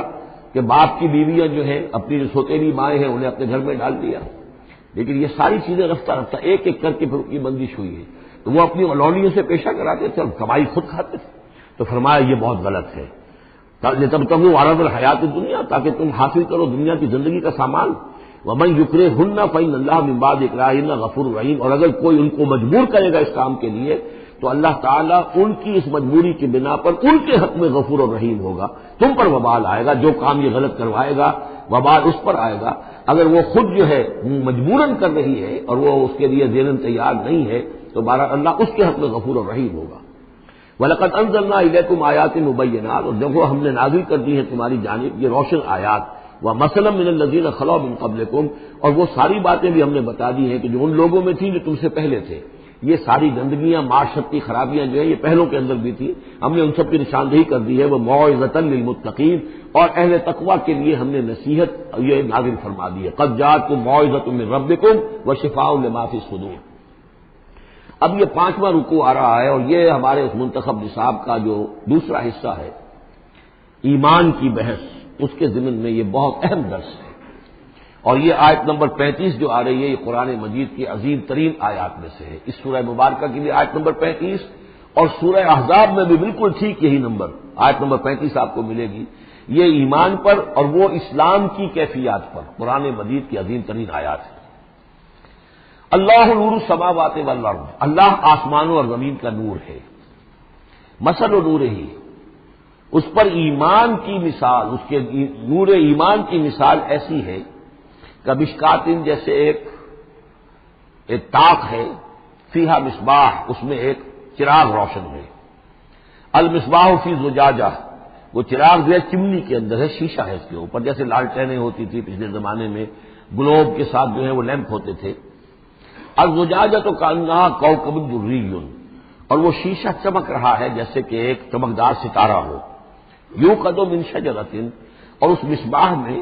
اس دیے میں، اس چراغ میں جلایا جا رہا ہے تیل، کس کا؟ ایک شجرہ مبارکہ زیتونہ کا، ایک ایسا مبارک درخت زیتون کا، لا شرقیۃ ولا غربیہ، جو نہ شرقی ہے نہ غربی ہے. یعنی یہ کہ درخت ہے، جھنڈ ہے ایک. اب اگر تو اس جھنڈ کے مشرق میں کوئی درخت ہے تو صبح کی دھوپ تو انہیں ملے گی، شام کی نہیں ہوگی. مغرب میں ہے تو شام کی دھوپ مل جائے گی، صبح کی نہیں ملے گی. ایک علیحدہ کھڑا ہوا ہے کوئی، جس کے نہ ادھر کوئی اور ہے نہ ادھر کوئی اور درخت ہے، تو پورے دن کی تمازت دھوپ کی جو ہے وہ جذب کر رہا ہے. اور ایسے درخت کا جو روغن زیتون ہوتا تھا وہ بہت صاف شفاف، اسی کی مثال دی جا رہی ہے جو نہ شرقی ہے نہ غربی ہے، وہ کسی جانب سے اوٹ میں ہے ہی نہیں. یکاد و زیتھا یضیء، اس کا جو روغن ہے وہ بھڑک اٹھنے کو بیتاب ہے، قریب ہے کہ روشن ہو جائے. ولو لم تمسسہ نار، چاہے اسے ابھی آگ نے چھوا ہی نہ ہو. نور علی نور، جب آگ مس کر جائے، چھو جائے تو پھر نور علی نور ہے، وہ بھڑک اٹھتا ہے۔ یہدی اللہ لنورہ من یشاء، اللہ تعالیٰ ہدایت فرماتا ہے اپنے نور کی جانب جس کو چاہتا ہے۔ وَيَضْرِبُ اللَّهُ الْأَمْثَالَ لِلنَّاسِ، اور اللہ تعالیٰ مثالیں بیان کرتا ہے لوگوں کے لیے۔ وَاللَّهُ بِكُلِّ شَيْءٍ عَلِيمٌ، اور اللہ ہر چیز کا کما حقہ علم رکھتا ہے۔ یہ اصل میں ایمان کے لیے، اس کے اجزاء ترکیبی کے لیے بہترین تمثیل ہے، جس کو میں پہلے بیان کرتا رہا ہوں کہ ایک ہے فطرت، انسانی فطرت۔ اگر فطرت سلیم ہے تو اس کے اندر یہ ایمانی حقائق موجود ہیں، معرفت خداوندی موجود ہے۔ البتہ اس پر کوئی پردے آ گئے ہیں، اس کے اوپر جو ہے کچھ غلاف پڑ گئے ہیں، اور جب آتی ہے وہی وہ اس کو ایکٹیویٹ کرتی ہے۔ آیات الہیہ جو ہیں، آیات قرآنیہ، وہ اندر کے جو ڈورمنٹ اس کی کانشیسنس ہے ایمان کی، اس کو ایکٹیویٹ کر کے شعور پر لے آتی ہے۔ اس کو یوں سمجھے کہ جیسے تیل ہے۔ اب تیل ایک ہے کڑوا تیل، جس سے کہ ہم دیے کبھی جلایا کرتے تھے، اب تو شاید ہی کہیں آپ نے دیکھا ہو دیا کس کو کہتے ہیں، لیکن اس میں وہ کڑوا تیل جو جلتا تھا تو کڑوا تیل خود آگ نہیں پکڑ سکتا، اس میں بتی ڈالنی پڑتی تھی، کوئی کپڑے کی بتی ہے بٹکر یا یہ کہ وہ روئی کی بتی بنائی ہے، اس بتی کا اس پھر آگ لگاتے تھے تو جل تو رہا ہے تیل، لیکن بواسطہ بتی، براہ راست وہ تیل جلنے کی پوزیشن میں نہیں ہے۔ لیکن ایک تیل ہے پیٹرول، جو کڑوے تیل سے روشنی حاصل کرنے کے لیے جتن کرنے پڑ رہے ہیں آپ کو جلانے کے لیے، اور پیٹرول گویا کہ بیتاب ہے، وہ بھڑک اٹھنے کو بیتاب ہے، ذرا سی چنگاری قریب آئی اور بھڑک گیا۔ اسی طریقے سے انسانوں کی طباع کا فرق ہے۔ کچھ لوگوں کی جو فطرت ہے اتنی سلیم ہوتی ہے، اتنی نیکی ہوتی ہے اس کے اندر، کہ جیسے ہی وہی سامنے آئی آئینہ جگمگا اٹھا ایک دم، اس لیے کہ اوپر غبار ہے ہی نہیں، اس کے اوپر کوئی اور جو ہے پردے پڑے ہوئے ہیں ہی نہیں۔ یہ مثال صدیقین کی ہے جو میں نے کل بھی آپ سے عرض کیا تھا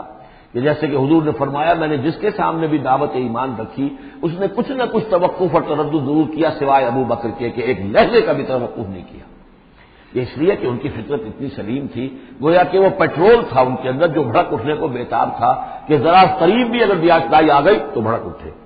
لیکن کچھ لوگ وہ تھے کہ جن کا تیل اتنا صاف اور پاک نہیں تھا، ان میں کوئی تکدر تھا، انہیں وقت لگ گیا، اگر چاہیے کہ بالآخر وہ ایمان لے آئے، لیکن یہ کہ کچھ اس میں بتی ڈالنی پڑی، کوئی اس کے لیے محنت کرنی پڑی۔ السابقون الاولون من المہاجرین والانصار والذین اتبعوہم باحسان، پھر وہ لوگ ہیں جو بعد میں درجہ بدرجہ پھر ان کے بعد آتے چلے گئے۔ تو اسی طریقے سے ایمان کی مثال ہے کہ یہ روغن فطرت یا نور فطرت، نور روح، روحانی نور جو ہمارے اندر ہے نور تجلی بھی اسی خاک میں پنہاں، غافل تجرا صاحب ادراک نہیں ہے۔ وہ جو ہماری روح ملکوتی کے اندر جو نور ہے، یہ نور اور باہر سے جو قرآن کا نور، وہی کا نور آیا، ان دونوں کے نور کے اجتماع سے پھر نور علی نور کی کیفیت پیدا ہوئی۔ اب وہ نور ایمانی جو ہے وجود میں آ گیا۔ اللہ نور السماوات والارض مثل نورہ کمشکاۃ فیہا مصباح المصباح فی زجاجہ، اور ذہن میں رکھیے یہ ہمارا جو پنجر ہے پسلیوں کا، اس کی واقعتاً طاق کی سی شکل ہے، یہ نیچے سے چوڑا ہو رہا ہے، اوپر سے تنگ ہو رہا ہے، طاق ایسے ہی ہوتے تھے۔ ڈائفرام جو ہے وہ اس طاق کا گویا کہ فلور ہے، جو ہمارے ایبڈومینل کیویٹی کو چیسٹ کیویٹی سے علیحدہ کرنے والا عضو ہے، اور دل رکھا ہوا ہے اس کے اوپر، یہ گویا کہ چراغ ہے۔ اس دل میں نور ایمان ہوتا ہے، اس دل کے اندر جو ہے وہ اللہ کا نور، اور یہ نور بنا ہے دو چیزوں سے، ایک وہ نور فطرت جو اس کے اندر موجود تھا اس کی روح کے اندر، اور ایک نور وحی۔ ان دونوں کے اجتماع سے نور علی نور، وہ نور جو ہے وہ نور ایمان کی شکل میں اس قلب کے اندر جو ہے وہ جاگزی ہوا اور قلب منور ہو گیا۔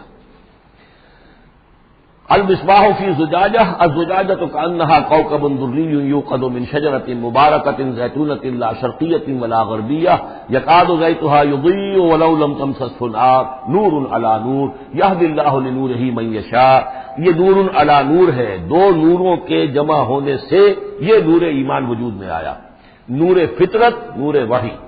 اور اللہ تعالیٰ ہدایت دیتا ہے اپنے نور کی جس کو چاہتا ہے، اور اللہ یہ مثالیں لوگوں کے لیے بیان کرتا ہے۔ باقی اللہ کو تو ہر شے کا کما حقہ علم ہے، مثال کی ضرورت انسانوں کے لیے ہے کہ جو ان لطیف حقائق کو ایسے ہی اور خود نہیں سمجھ سکتے۔ اب جن لوگوں کے دلوں میں یہ نور ایمان پیدا ہو جاتا ہے، ان کی ایک جھلک دکھائی جا رہی ہے کہ ان کی شخصیت، ان کی زندگی کی دلچسپیاں کیا ہوتی ہیں۔ فی بیوت اذن اللہ ان ترفع ویذکر فیہا اسمہ، ان گھروں میں جن کا کہ اللہ نے حکم دیا کہ انہیں بلند کیا جائے، یعنی مساجد۔ بلند کرنے سے مطلب یہ ہے کہ ان کو نمایاں بنایا جائے، ہر مسلمان آبادی میں معلوم ہو کہ مسجد ایک نمایاں شے ہے. یہ ضروری نہیں کہ اس کی ڈیکوریشن ہو، اس کے اوپر جو ہے خام خواہ تکلفات میں پیسے خرچ کیے جائیں، لیکن یہ کہ ایک تو یہ کہ وہ نمایاں ہونی چاہیے، معلوم ہو کہ اس آبادی کا مرکز یہ ہے. نمبر دو یہ ہے کہ ترفع، اس کو ہر طریقے سے ہر مانوی گندگی سے بھی پاک رکھا جائے. وَيُذْكَرَ فِيهَا اسْمُهُ، اس میں اس کا نام لیا جائے. يُسَبِّحُ لَهُ فِيهَا بِالْغُدُوِّ وَالْآصَالِ، یہ جو صاحب ایمان لوگ ہیں جن کے دلوں میں ایمان کی قندیلیں روشن ہیں، یہ تسبیح کرتے ہیں اللہ کی ان گھروں کے اندر صبح کے وقت بھی اور شام کے وقت بھی. رجال، وہ جواں مرد، لا تلہیہم تجارۃ ولا بیع عن ذکر اللہ واقام الصلاۃ، جن کو غافل نہیں کر سکتی نہ کوئی تجارت نہ کوئی خرید و فروخت اللہ کی یاد سے اور نماز کے قائم کرنے سے، وایتاء الزکاۃ اور زکوٰۃ کے ادا کرنے سے. یخافون یومن، یہ سب کچھ کر کے بھی وہ ڈرتے رہتے ہیں، لرزاں و ترساں رہتے ہیں، کانپتے رہتے ہیں اس دن کے تصور سے. تتقلب فیہ القلوب والابصار، جس میں کہ دل بھی الٹ جائیں گے اور نگاہیں بھی الٹ جائیں گی. لیجزیہم اللہ احسن ما عملوا، تاکہ اللہ تعالیٰ ان کو بدلے میں دے بہترین جزا ان کے اعمال کی. ویزیدہم من فضلہ، اور اضافہ کرے اپنی طرف سے اپنے فضل میں سے. واللہ یرزق من یشاء بغیر حساب، اور اللہ تعالیٰ چاہتا ہے دیتا ہے جس کو چاہتا ہے بغیر حساب. اللہم ربنا اجعلنا منہم، یہ تو مومن صادق کے لیے ایمان ان کے دلوں میں ہے، اس کی تمثیل یہ ہے، اور ان کے کردار کی جھلک یہ ہے. اب ایک ہے بین بین کے لوگ، ایمان تو نہیں ہے لیکن کچھ نہ کچھ نیکی کے کام کرتے ہیں، کچھ اپنے دل کی تسلی کے لیے، کچھ اپنے ضمیر کو مطمئن کرنے کے لیے. ان کی نیکی حقیقی نیکی نہیں ہے. وہ لیس البر ان تولوا وجوہکم قبل المشرق والمغرب، اس آیت کو ذہن میں رکھیے. والذین کفروا، اور جو لوگ ایمان سے تہی ہے، محروم ہے، کافر ہے،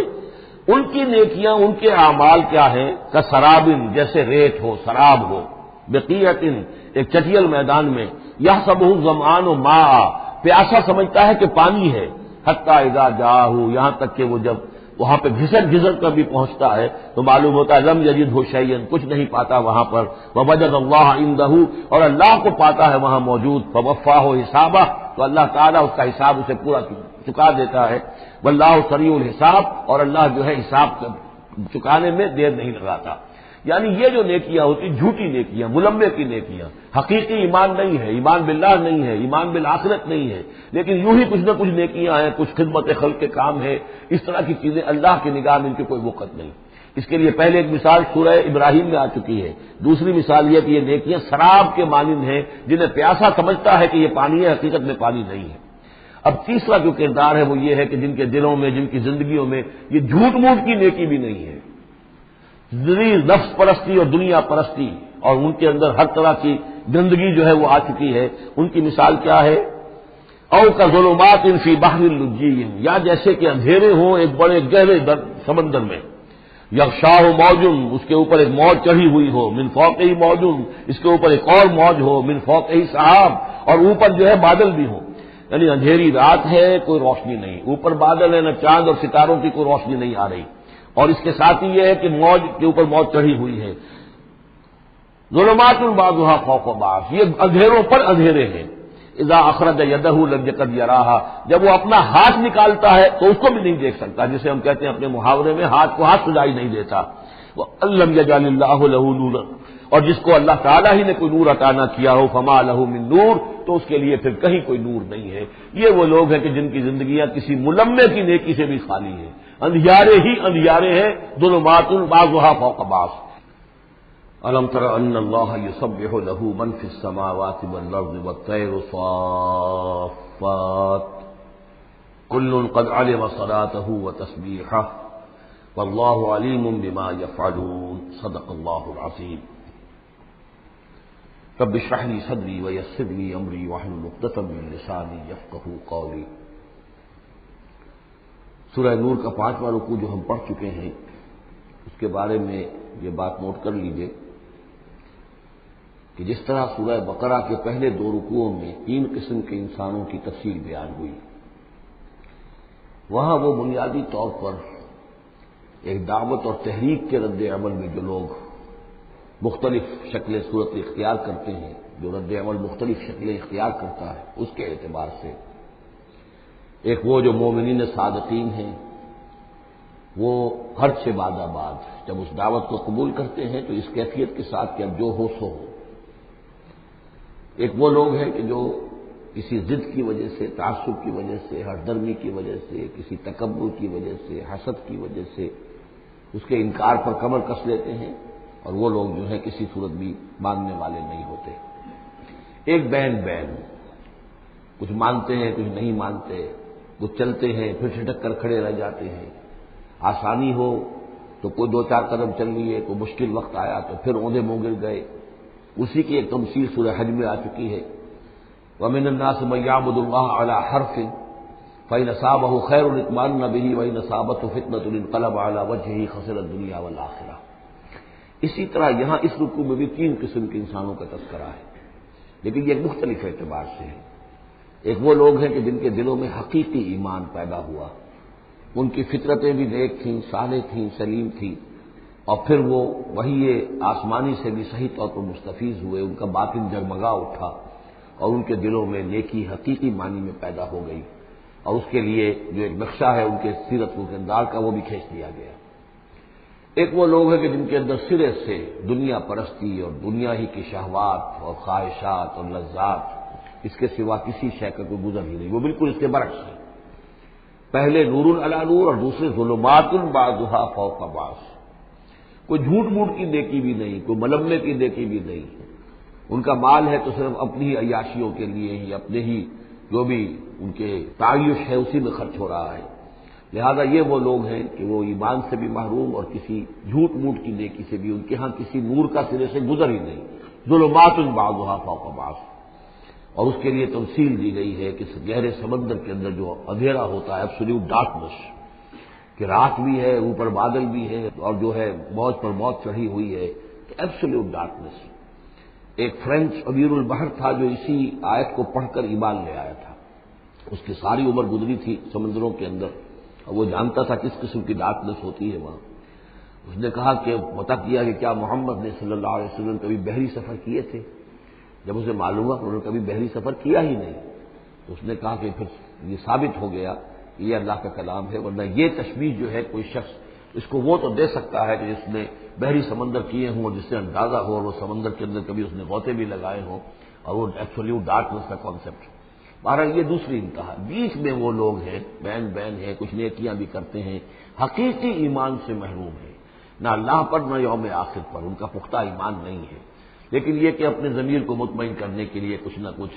یا دنیا میں کوئی نام کمانے کے لیے یا کوئی اور شہرت حاصل کرنے کے لیے وہ کچھ نیکیاں کرتے ہیں، تو ان کی نیکیوں کی مثال شراب کسی ہے۔ الم تر ان اللہ یسبح لہ من فی السماوات والارض، کیا تم دیکھتے نہیں ہو کہ اللہ کی تسبیح کرتے ہیں وہ سب جو آسمانوں میں ہے اور جو زمین میں ہے، اور نہ صرف آسمانوں اور زمین میں بلکہ ان دونوں کے مابین جو السماء میں جو ہے، والطیر صافات، اور یہ جو پرندے ہیں جو اپنے پروں کو پھیلائے ہوئے ہیں یہ بھی اللہ کی تسبیح کر رہے ہیں۔ کل قد علم صلاتہ و تسبیحہ،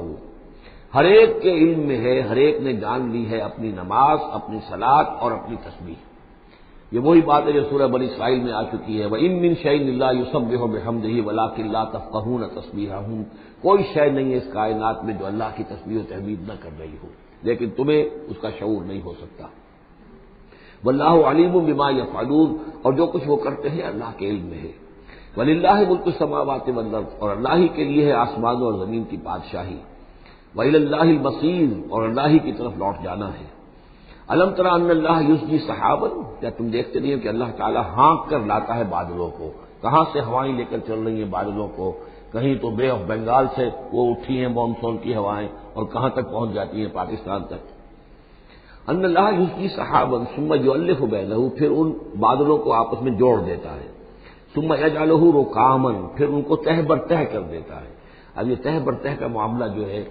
دیکھیے ہوائی سفر جس نے کیا ہے اسے اس کا تجربہ ہوتا ہے، جب جہاز چڑھتا ہے تب بھی وہ جب بادلوں کے اندر سے گزرتا ہے تو صاف نظر آتا ہے ایک تہ، اس کے بعد پھر خلا ہے، پھر ایک اور تہ، پھر خلا ہے، پھر ایک اور تہ، اترتے ہوئے بھی اسی طریقے سے تہ بر تہ بادل۔ رکامن فتر الودق یخرج من خلالہ، تو تم دیکھتے ہو کہ بارش برستا ہے ان دونوں، ان کے بین سے، ان کے بیچ سے برستی ہے بارش، پانی برستا ہے۔ وَيُنَزِّلُ مِنَ السَّمَاءِ مِن جِبَالٍ فِيهَا مِن بَرَدٍ، اور اللہ تعالیٰ اتارتا ہے آسمان سے وہ پہاڑ بھی کہ جن میں وہ اولے ہوتے ہیں، یعنی یہ کہ اولے جو آ رہے ہیں زمین پر تو معلوم ہوتا ہے کہ جیسے ان کے بھی کوئی پہاڑ ہے آسمانوں کے اندر۔ فیصیب بہ من یشاء، تو اللہ تعالیٰ یہ اولے برسا دیتا ہے جس پر چاہتا ہے، یعنی جس کی کھیتی برباد اللہ کو کرنی ہوتی ہے کسی سبب سے، اس کی کھیتی کے اوپر یہ اولے جا کے برس جاتے ہیں۔ وَيَصْرِفُهُ عَمَّن يَشَاءُ، اور ان کا رخ پھیر دیتا ہے جس سے چاہتا ہے۔ ایسا بھی ہوتا ہے بعض اوقات کہ بالکل ایک کھیت جو ہے وہ بالکل تباہ و برباد ہو گیا ہے اور برابر کا کھیت بالکل ٹھیک ہے، اس کے اوپر کوئی اولا نہیں گرا۔ یکاد سنا برقہ یذھب بالابصار، اور اس کی جو بجلی کی کوند ہے وہ اس قریب ہے کہ وہ لوگوں کی نگاہوں کو اچک کر لے جائے۔ یقلب اللہ اللیل والنہار، اللہ تعالیٰ عدلتا بدلتا رہتا ہے دن اور رات کو۔ ان فی ذلک لعبرۃ لاولی الابصار، یقیناً اس میں دھیان کرنے کا اور سبق سیکھنے کا اور عبرت حاصل کرنے کا مواد ہے ہوش مندوں کے لیے، آنکھ والوں کے لیے، دیکھنے والوں کے لیے۔ واللہ خلق کل دابۃ من ماء، اور اللہ نے بنائی ہے ہر جاندار چیز زمین کے اوپر پانی سے۔ فمنہم من یمشی علی بطنہ، اب ان جانداروں میں سے جو زمین میں اللہ نے بنائے ہیں وہ بھی ہے کہ جو اپنے پیٹ کے بل پر چلتے ہیں، یہ ریپٹائلز جن کو ہم کہتے ہیں، ریپٹائلز ہیں جو اپنے پیٹ کے بل پر چل رہے ہیں۔ منہم من یمشی علی رجلین، اور ان میں وہ بھی ہے کہ جو دو ٹانگوں پر چلتے ہیں۔ اب ہم بھی انہی میں سے ہیں، اور باقی شمپنزی اور گوریلاز بھی ہیں، اور بھی ایسے ہوں گے کہ جو دو ٹانگوں پر چلتے ہوں۔ ومنہم من یمشی علی اربع، سب سے زیادہ کثیر تعداد جو ہے وہ زمینی حیوانات کے اندر ان کی ہے کہ جو چار پر چلتے ہیں۔ یخلق اللہ ما یشاء، اللہ تعالیٰ پیدا کرتا ہے جو چاہتا ہے۔ ان اللہ علی کل شیء قدیر، یقیناً اللہ تعالیٰ ہر چیز پر قادر ہے۔ اب کافی عرصے کے بعد منافقین کا تذکرہ قرآن مجید میں ہو رہا ہے، کیونکہ یہ ہم نے سورہ یونس سے لے کر اور سورہ مومنون تک جو 14 صورتیں پڑھی ہیں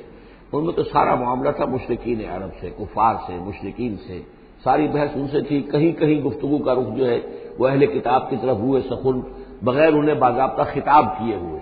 اور یا پھر تیسرا خطاب حضور سے ہے ذاتی، اور حضور کی وساطت سے اہل ایمان کے ساتھ، اور ابھی وہاں نفاق کا کوئی اس قسم کا موجود نہیں تھا معاملہ کہ منافقین کے ساتھ کوئی رد و قضا ہوتی۔ لیکن یہ تو چونکہ سورت نازل ہو رہی ہے سن 6 ہجری میں، یہ گویا کہ یوں سمجھیے کہ عین مدنی جو دور ہے اس کا عین وسط ہے بالکل۔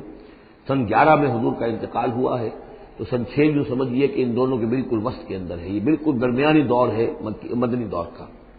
یہاں پر تذکرہ ہو رہا ہے منافقین کا۔ لقد انزلنا آیات مبینات، ہم نے نازل کی ہیں روشن آیات۔ واللہ یہدی من یشاء الی صراط مستقیم، اور اللہ تعالیٰ ہدایت دیتا ہے جس کو چاہتا ہے سیدھے راستے کی طرف۔ وَيَقُولُونَ آمَنَّا بِاللَّهِ، اور کچھ لوگ وہ بھی ہیں جو کہتے ہیں ایمان لائے اللہ پر، وبالرسول، اور اللہ کے رسول پر، وَأَطَعْنَا، اور ہم نے اطاعت قبول کی۔ ثُمَّ يَتَوَلَّىٰ فَرِيقٌ مِّنْهُمْ، پھر ان میں سے ایک جماعت جو ہے پیچھ موڑ کر جاتی ہے، من بعد ذالک، اس کے بعد، یعنی اب اس کے بعد یہ سب کچھ کہہ کر قول و قرار کر کے اطاعت کا یہاں دم بھر کر جاتے ہیں، لیکن پھر طرز عمل ان کا کچھ اور ہوتا ہے۔ وَمَا أُولَٰئِكَ بِالْمُؤْمِنِينَ، اور یہ لوگ حقیقی مومن نہیں ہیں۔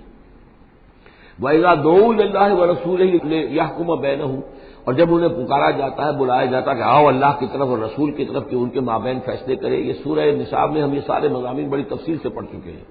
کہ وہ لوگ چاہتے تھے کہ اپنے مقدمات جو ہیں وہ یہودیوں کی عدالت میں لے جائیں، اس لیے کہ حضور کے ہاں انہیں اندیشہ ہوتا تھا کہ یہاں تو بالکل صحیح فیصلہ ہو جائے گا۔ تو اس طرح کا جو ان کا کردار تھا، جب انہیں بلایا جاتا ہے اللہ کے اور اس کے رسول کی طرف کہ آؤ کہ وہ فیصلہ کرے تمہارے مابین، اذا فریق منہم معرضون، تو ان میں سے ایک گروہ اور ایک جماعت ایسی ہے جو اعراض کرتی ہے اور کرنی کترا جاتی ہے۔ وَإِن يَكُن لَّهُمُ الْحَقُّ يَأْتُوا إِلَيْهِ مُذْعِنِينَ، اور اگر وہ ان کو معلوم ہو کہ حق ہمارے ساتھ ہے،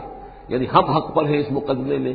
تو پھر وہ آتے ہیں بڑا یقین کا اظہار کرتے ہوئے، اذعان کے ساتھ اور یقین کے ساتھ اور اپنے ایمان کا اظہار کرتے ہوئے، کیونکہ انہیں یقین ہے کہ ہمارا کیس سچا ہے اور حضور کی عدالت میں ہم جائیں گے تو ہمارے حق میں فیصلہ ہو جائے گا، تو اب کوئی رکاوٹ نہیں۔ یاتوا الیہ مذعنین،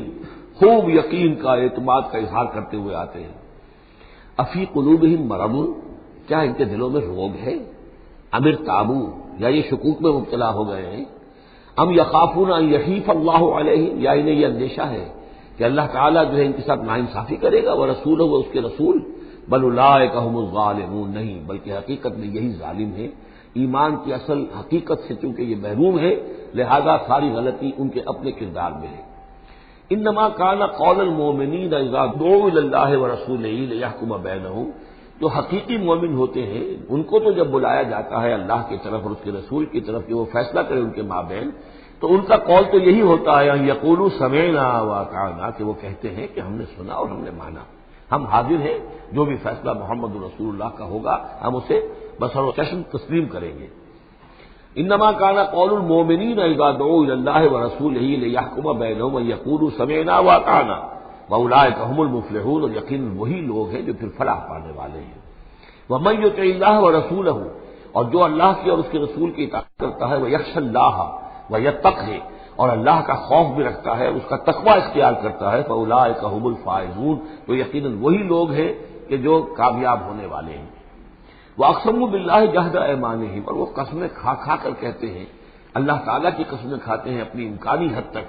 لئن امرتہم، اے نبی اگر آپ حکم دیں گے لَيَخْرُجُنَّ، تو وہ لازماً نکل جائیں گے۔ آپ حکم دے دیا میں ہم حاضر ہیں، ویسے میری یہ مجبوری ہے، یہ میری تکلیف ہے، یہ مسئلہ ہے، ویسے آپ حکم دیں گے اگر تو میں بالکل حاضر ہوں۔ یہ آپ کو اب بھی معلوم ہوگا کہ ہماری جماعتی زندگیوں کے اندر یہ مسئلہ ہوتا ہے کہ کوئی امیر ہے، اس نے ایک بات کہی ہے، کھل کر اس نے کہہ دیا ہے کہ میں یہ چاہتا ہوں کہ معاملہ اس طرح کیا جائے۔ اب کچھ لوگ کرنے کا کتراتے ہیں، اچھا جی اگر آپ حکم دیں گے تو میں کروں گا، لیکن یہ کیا بات ہے؟ جب وہ امیر ہے آپ کا، وہ بات کہہ رہا ہے تو اس کی بات کو آپ حکم کیوں نہیں سمجھ رہے؟ اسی طریقے سے حضور صلی اللہ علیہ وسلم نے جب فرما دیا ہے کہ نکلنا ہے، اب دشمن کے مقابلے کے لیے نکلو، اب آپ چاہتے ہیں پی کال کر کے حضور ایک ایک کی خوشامد کریں کہ آئیے آپ ضرور نکلیے، خدا کے لیے ضرور چلیے، یہ حضور کرنے والے نہیں ہیں۔ وَأَقْسَمُوا بِاللَّهِ جَهْدَ أَيْمَانِهِمْ، اور یہ اللہ کی قسمیں کھا کھا کر کہتے ہیں اپنی امکانی حد تک، لئن امرتہم، اے نبی آپ کا حکم ہوگا کہ میں حاضر ہوں، لَيَخْرُجُنَّ، ہم ضرور نکلیں گے۔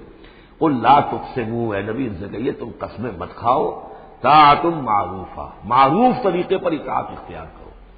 تم نے اعلان کیا ہے کہ تم مجھ پر ایمان لائے ہو، تم نے اعلان کیا ہے کہ تم مجھے اللہ کا رسول سمجھتے ہو، اب جو میں کہہ رہا ہوں اسے قبول کرو، اختیار کرو۔ یہ کیا ہے کہ میں کسی کو ایک ایک کو علیحدہ علیحدہ حکم دوں؟ ان اللہ خبیر بما تعملون، یقیناً جو کچھ تم کر رہے ہو اللہ اس سے باخبر ہے۔ قل اطیعوا اللہ واطیعوا الرسول، اے نبی کہہ دیجئے۔ اب دیکھیے نوٹ کر لیجئے، سورہ نساء میں میں نے تفصیل سے آپ کو بیان کیا تھا کہ منافقین پر تین ہی چیزیں بھاری تھیں۔ نمبر ایک، حضور کی شخصی اطاعت کرنا،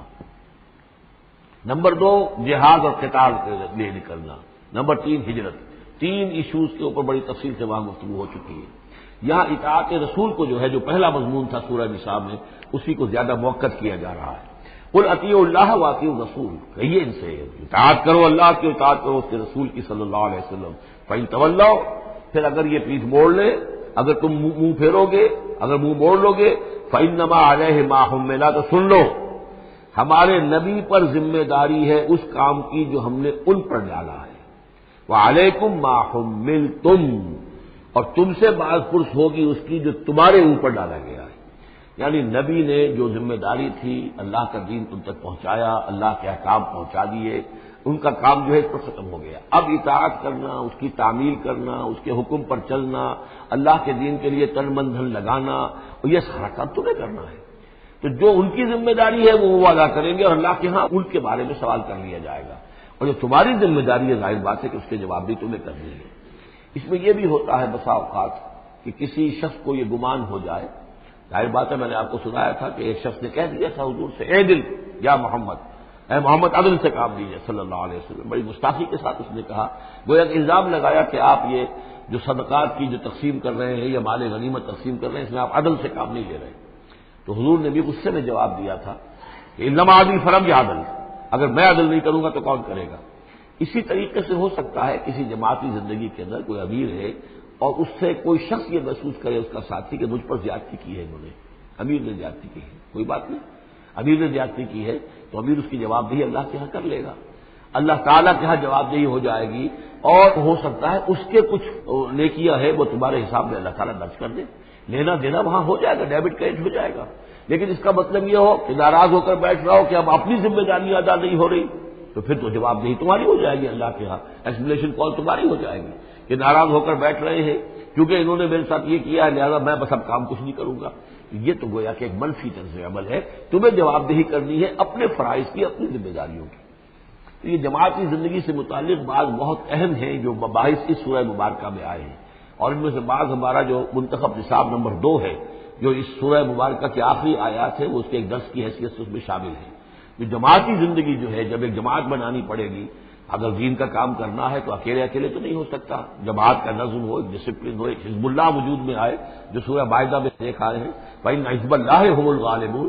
غلبہ جو ہے تو حزب اللہ کو اللہ تعالیٰ دیتا ہے، ید اللہ علی الجماعہ، جماعت کے اوپر اللہ کا ہاتھ ہے، جماعت کی کو اللہ کی نصرت اور تائید حاصل ہوتی ہے۔ اس جماعتی زندگی کے بعد ایسے نفسیاتی معاملات ہوتے ہیں اور اس کے اندر بعض ایسے حساس مسائل ہوتے ہیں کہ جن کے بارے میں بڑی عمدہ رہنمائی دی گئی ہے مختلف مقامات پر،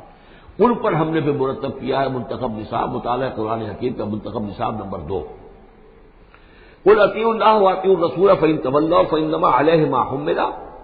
ان پر جو ذمہ ہے وہ ان کی اپنی ذمہ داری کا، اور تمہارے اوپر جو بوجھ ہے، جو تمہاری مسئولیت ہے، وہ تمہاری ذمہ داری کی۔ وإن تطیعوہ تہتدوا، جان لو یہ اللہ کے رسول ہیں، اگر تم ان کی اطاعت پر کاربند رہو گے تبھی تم ہدایت یافتہ ہوگے۔ وما علی الرسول الا البلاغ المبین، اور ہمارے رسول پر سوائے صاف صاف پہنچا دینے کی اور کوئی ذمہ داری نہیں ہے۔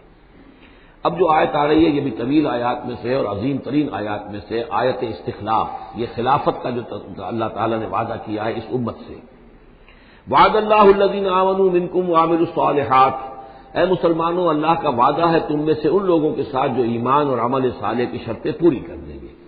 یہ نام کے مسلمان، نسلی مسلمان جو اللہ کے حکم پر چلتے بھی نہ ہوں، اللہ کے احکام کے مطابق عمل نہ کرتے ہوں، دین کے لیے تن من دھن لگانے کو تیار نہ ہوں، ان سے یہ وعدہ نہیں ہے۔ وعدہ ہے حقیقی اہل ایمان، جو ایمان حقیقی کی شرط پوری کرے اور ایمان کے جو عملی تقاضے ہیں ان کو بھی بجا لائے۔ وعد اللہ الذین آمنوا منکم وعملوا الصالحات لیستخلفنہم فی الارض، کہ وہ انہیں زمین میں خلافت عطا کرے گا، حکومت عطا کرے گا، غلبہ عطا کرے گا، کما استخلف الذین من قبلہم، جیسے کہ اس نے خلافت عطا کی تھی ان کو جو ان سے پہلے تھے، حضرت داؤد کو، حضرت طالوت کو، حضرت سلیمان کو جو خلافت دی گئی، بعد میں بھی مکابی حکومت قائم ہوئی ہے، اس میں بھی خلافت قائم ہوئی، تو یہ خلافت جیسے پہلے ہم نے دی تھی سابقہ امت مسلمہ کو، ایسے ہی اے امت محمد صلی اللہ علیہ وسلم تمہیں بھی خلافت دی جائے گی، بشرطے کہ ایمان اور عمل صالح کی یہ 2 شرطیں تم پوری کرو۔ اب یہ خلافت جو ہے اس کو 3 انداز میں یہاں بیان کیا گیا ہے۔ لَيَسْتَخْلِفَنَّهُمْ فِي الْأَرْضِ، انہیں لازماً خلافت دے گا زمین میں، حکومت دے گا، كَمَا اسْتَخْلَفَ الَّذِينَ مِن قَبْلِهِمْ، جیسے کہ خلافت دی تھی اور حکومت دی تھی ان کو کہ جو ان سے پہلے تھے۔ وَلَيُمَكِّنَنَّ لَهُمْ دِينَهُمُ الَّذِي ارْتَضَىٰ لَهُمْ، اور ان کے اس دین کو زمین میں غلبہ عطا کرے گا، قوت عطا کرے گا، تمکن عطا کرے گا جو اللہ نے ان کے لیے پسند کر لیا ہے۔ ظاہر بات ہے مسلمانوں کی خلافت ہے تو اس کے معنی کیا ہے؟ اللہ کے دین کا غلبہ ہے، تو بات تو ایک ہی ہے، اللہ کا دین غالب، اس کی کیا معنی ہے؟ مسلمانوں کی خلافت۔ تو چیز ایک ہی ہے لیکن یہاں 3 الفاظ لا کر اس کی اہمیت کو نمایاں کیا جا رہا ہے 3 اعتبارات سے۔ ولا یمکنن لہم دینہم الذی ارتضیٰ لہم، اب یہاں دیکھیے وہی لام مفتوح شروع میں فعل مضارع سے اور اس کے بعد یہ نون مشدد، یہ سارے وعدے نہایت تاکیدی وعدے ہیں۔ لَيَسْتَخْلِفَنَّهُمْ فِي الْأَرْضِ كَمَا اسْتَخْلَفَ الَّذِينَ مِن قَبْلِهِمْ وَلَيُمَكِّنَنَّ لَهُمْ دِينَهُمُ الَّذِي ارْتَضَىٰ لَهُمْ، واللہ نے دین کون سا ہے جو پسند کر لیا ہے؟ الْيَوْمَ أَكْمَلْتُ لَكُمْ دِينَكُمْ وَأَتْمَمْتُ عَلَيْكُمْ نِعْمَتِي وَرَضِيتُ لَكُمُ الْإِسْلَامَ دِينًا، یہ آیت ہم پڑھ چکے ہیں سورہ مائدہ میں۔ اور تیسری بات وَلَيُبَدِّلَنَّهُم مِّن بَعْدِ خَوْفِهِمْ أَمْنًا، اللہ تعالیٰ ان کی خوف کی کیفیت جو ہے اس کو بدل دے گا امن کی کیفیت سے۔ ظاہر بات ہے جب تک کہ مسلمان کمزور تھے ان کے لیے خوف تھا، ابھی ادھر سے حملے کا اندیشہ ہے، ابھی ادھر سے حملے کا اندیشہ ہے، اب فلاں قبیلے کی طرف سے خبر آئی ہے کہ وہ فوجی تیاری کر رہا ہے، فوج کشی کرے گا، وہ خوف کی ایک کیفیت تھی جو ہر وقت جاری رہی ہے۔ ایمرجنسی کی کیفیت جو ہے مدینہ منورہ میں یوں سمجھیے کہ پورے 5 برس ایمرجنسی رہی ہے، ہر وقت ہر آن اندیشہ ہوتا تھا،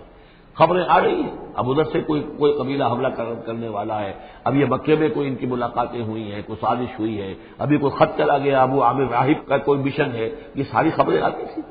لیکن یہ کہ اب اس کے بعد وہ وقت آ جائے گا کہ ان کا جو خوف کی کیفیت ہے بدل جائے گی امن سے۔ یعبدوننی لا یشرکون بی شیئا،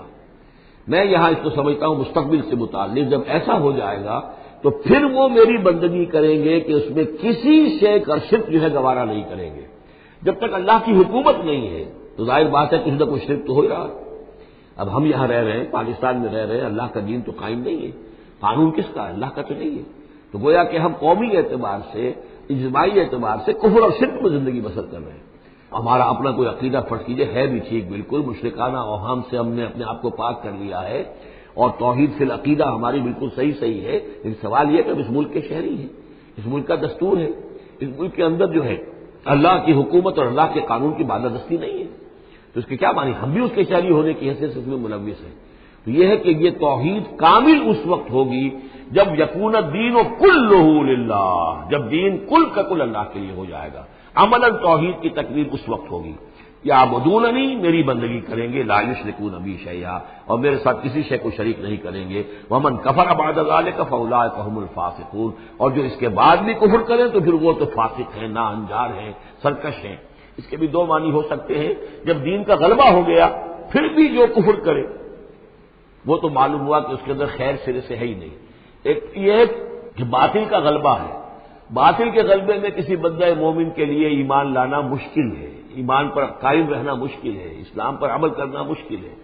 لیکن جب دین غالب ہو گیا ہو تو اب تو ظاہر بات ہے کہ اب تو ساری رکاوٹیں دور ہو گئی۔ اب تو یہ شخص کسی کی اپنی فطرت ہی میں کجی آ چکی ہے، کوئی پرورٹڈ نیچر کا شخص ہے، تبھی وہ رہے گا کہ جو اسلام سے دور رہے۔ ومن کفر بعد ذلک فاولئک هم الفاسقون، اور میرے نزدیک اس کا ایک مفہوم یہ بھی ہے کہ ہمارے ان تین پختہ وعدوں کے بعد بھی جو شخص کمر ہمت نہ کس لے اور اس کام کے لیے کھڑا نہ ہو جائے، گویا کہ وہ ہماری بات کا کفر کر رہا ہے، انکار کر رہا ہے، اسے ہمارے ان وعدوں پر یقین نہیں ہے۔ ومن کفر بعد ذلک فاولئک هم الفاسقون، تو وہ تو گویا کہ فاسق ہے اور سرکش ہے اور ناہنجار ہے۔ اس آیت کو ذہن میں رکھیے، اس حدیث کو آج میں چاہتا ہوں کہ اس کا متن بھی آپ کو سنا دوں کہ اس کی خبر دی ہے محمد رسول اللہ صلی اللہ علیہ وسلم نے۔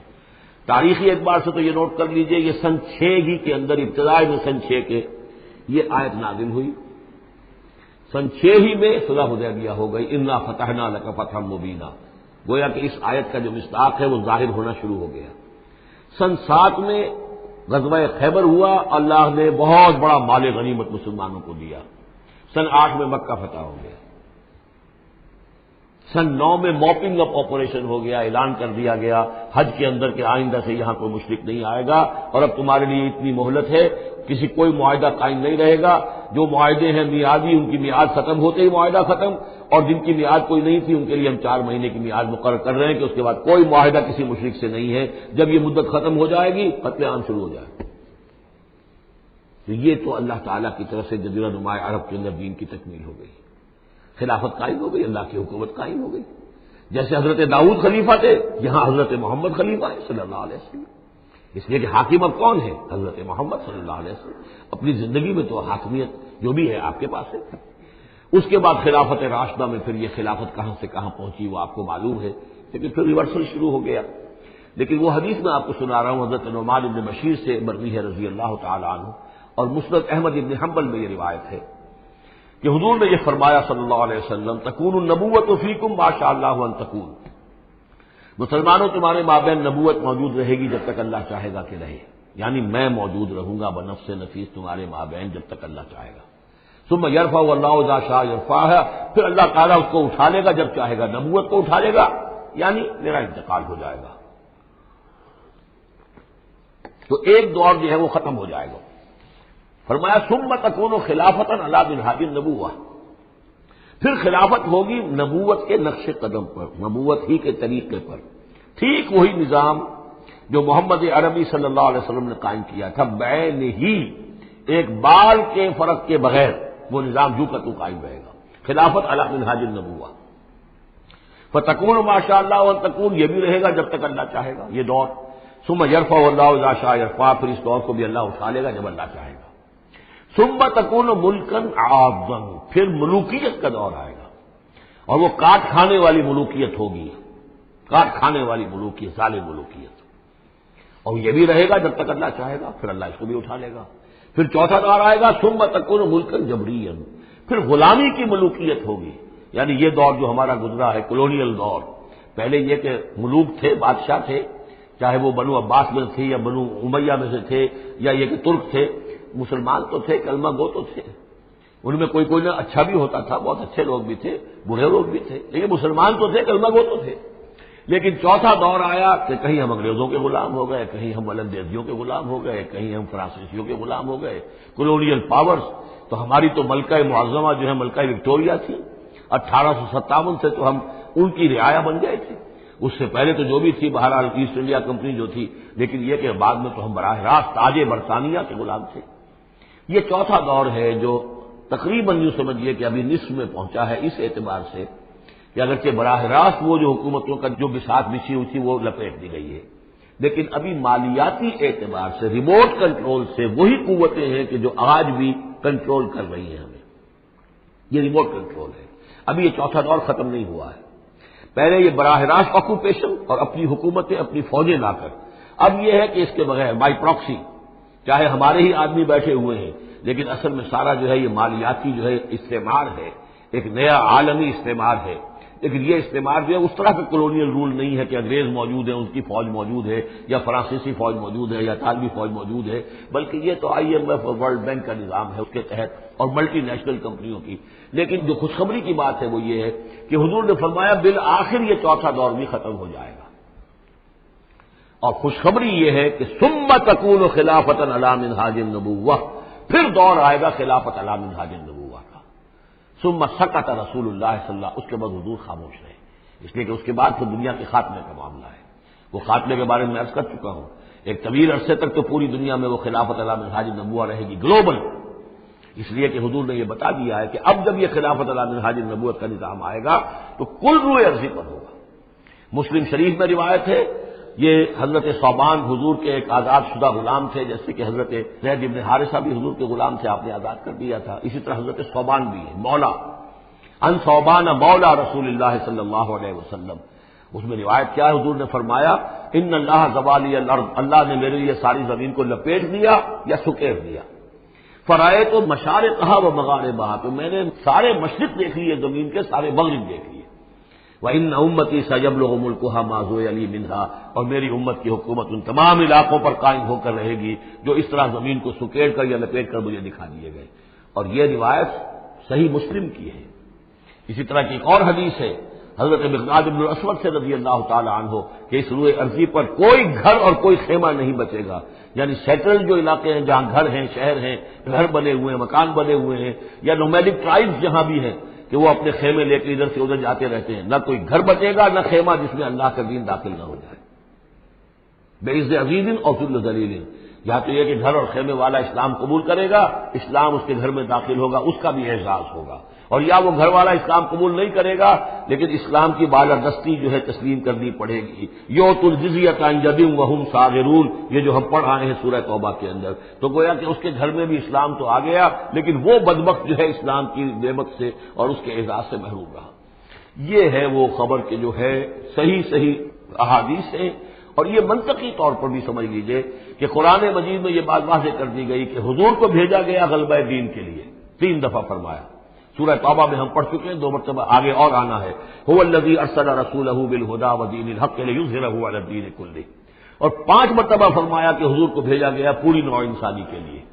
اس کی سب سے نمایاں اور سب سے جو لوگوں کے اندر عام طور پر معروف آیت ہے وہ یہ ہے وما ارسلناک الا کافۃ للناس بشیرا ونذیرا. ویسے ہم پڑھ آئے سورہ انبیاء میں وما ارسلناک الا رحمۃ للعالمین، اس کا بھی مفہوم یہی ہے، تمام جہان والوں کے لیے ہم نے بھیجا ہے آپ کو رحمت بنا کر. اور ہم نے نہیں بھیجا ہے محمد آپ کو مگر پوری دنیا کے لیے، پوری نوع انسانی کے لیے بشیر اور نذیر بنا کر. ان دونوں کو جوڑو تو اس کا منطقی نتیجہ بھی یہ ہے کہ حضور کی بعثت کا مقصد مکمل ہوگا ہی اس وقت جبکہ کل عالم انسانیت پر دین حق غالب ہو جائے، اور یہ ہو کر رہنا ہے. ومن کفر بعد ذلک فاولئک هم الفاسقون واقیموا الصلاۃ وآتوا الزکاۃ، اور نماز قائم کرو اور زکات ادا کرو. واطیعوا الرسول لعلکم ترحمون، رسول کی اطاعت کرو تاکہ تم پر رحم کیا جائے. چونکہ روح سخن منافقین کی طرف ہے، اور میں نے آپ کو بتایا تھا ان پر جو شاخ گزر رہی تھی وہ در حقیقت رسول کی اطاعت تھی. بار بار کہتے تھے یہ اپنے جی سے بات کہہ دیتے ہیں، آیت تو ابھی اتری نہیں، ابھی کوئی آیت تو آئی نہیں، قرآن میں تو ابھی یہ حکم آیا نہیں. یہ معاملہ جو ہے ان کو شاخ گزر رہا تھا حضور کی اطاعت. واقیموا الصلاۃ وآتوا الزکاۃ، اور نماز قائم کرو اور زکات ادا کرو. واطیعوا الرسول لعلکم ترحمون، اور اللہ رسول کی اطاعت کرو تاکہ تم پر رحم کیا جائے. لا تحسبن الذین کفروا معجزین فی الارض، یہ کافر یہ نہ سمجھیں کہ وہ اللہ کو تھکا دیں گے یا ہرا دیں گے اس زمین میں. ومأواہم النار، ان کا ٹھکانہ آگ ہے. ولبئس المصیر، اور بہت برا ٹھکانہ ہے.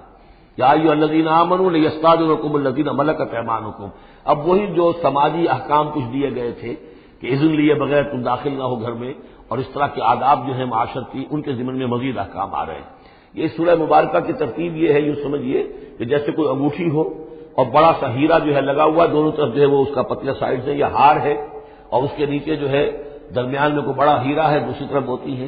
اس کے بالکل وسط میں 5واں رکوع ہے، یہ اللہ نور السماوات والارض مثل نورہ کمشکاۃ فیہا مصباح، اور آیت نمبر 35 وہ عظیم کوہ نور ہیرے کے مانند ہے۔ پھر دونوں طرف جو ہے یہ مضامین ہیں، کچھ ادھر ہیں سماجی احکام، کچھ ادھر ہیں سماجی احکام، اور اس طریقے سے یہ بہت خوبصورت ہار کی شکل بن گئی۔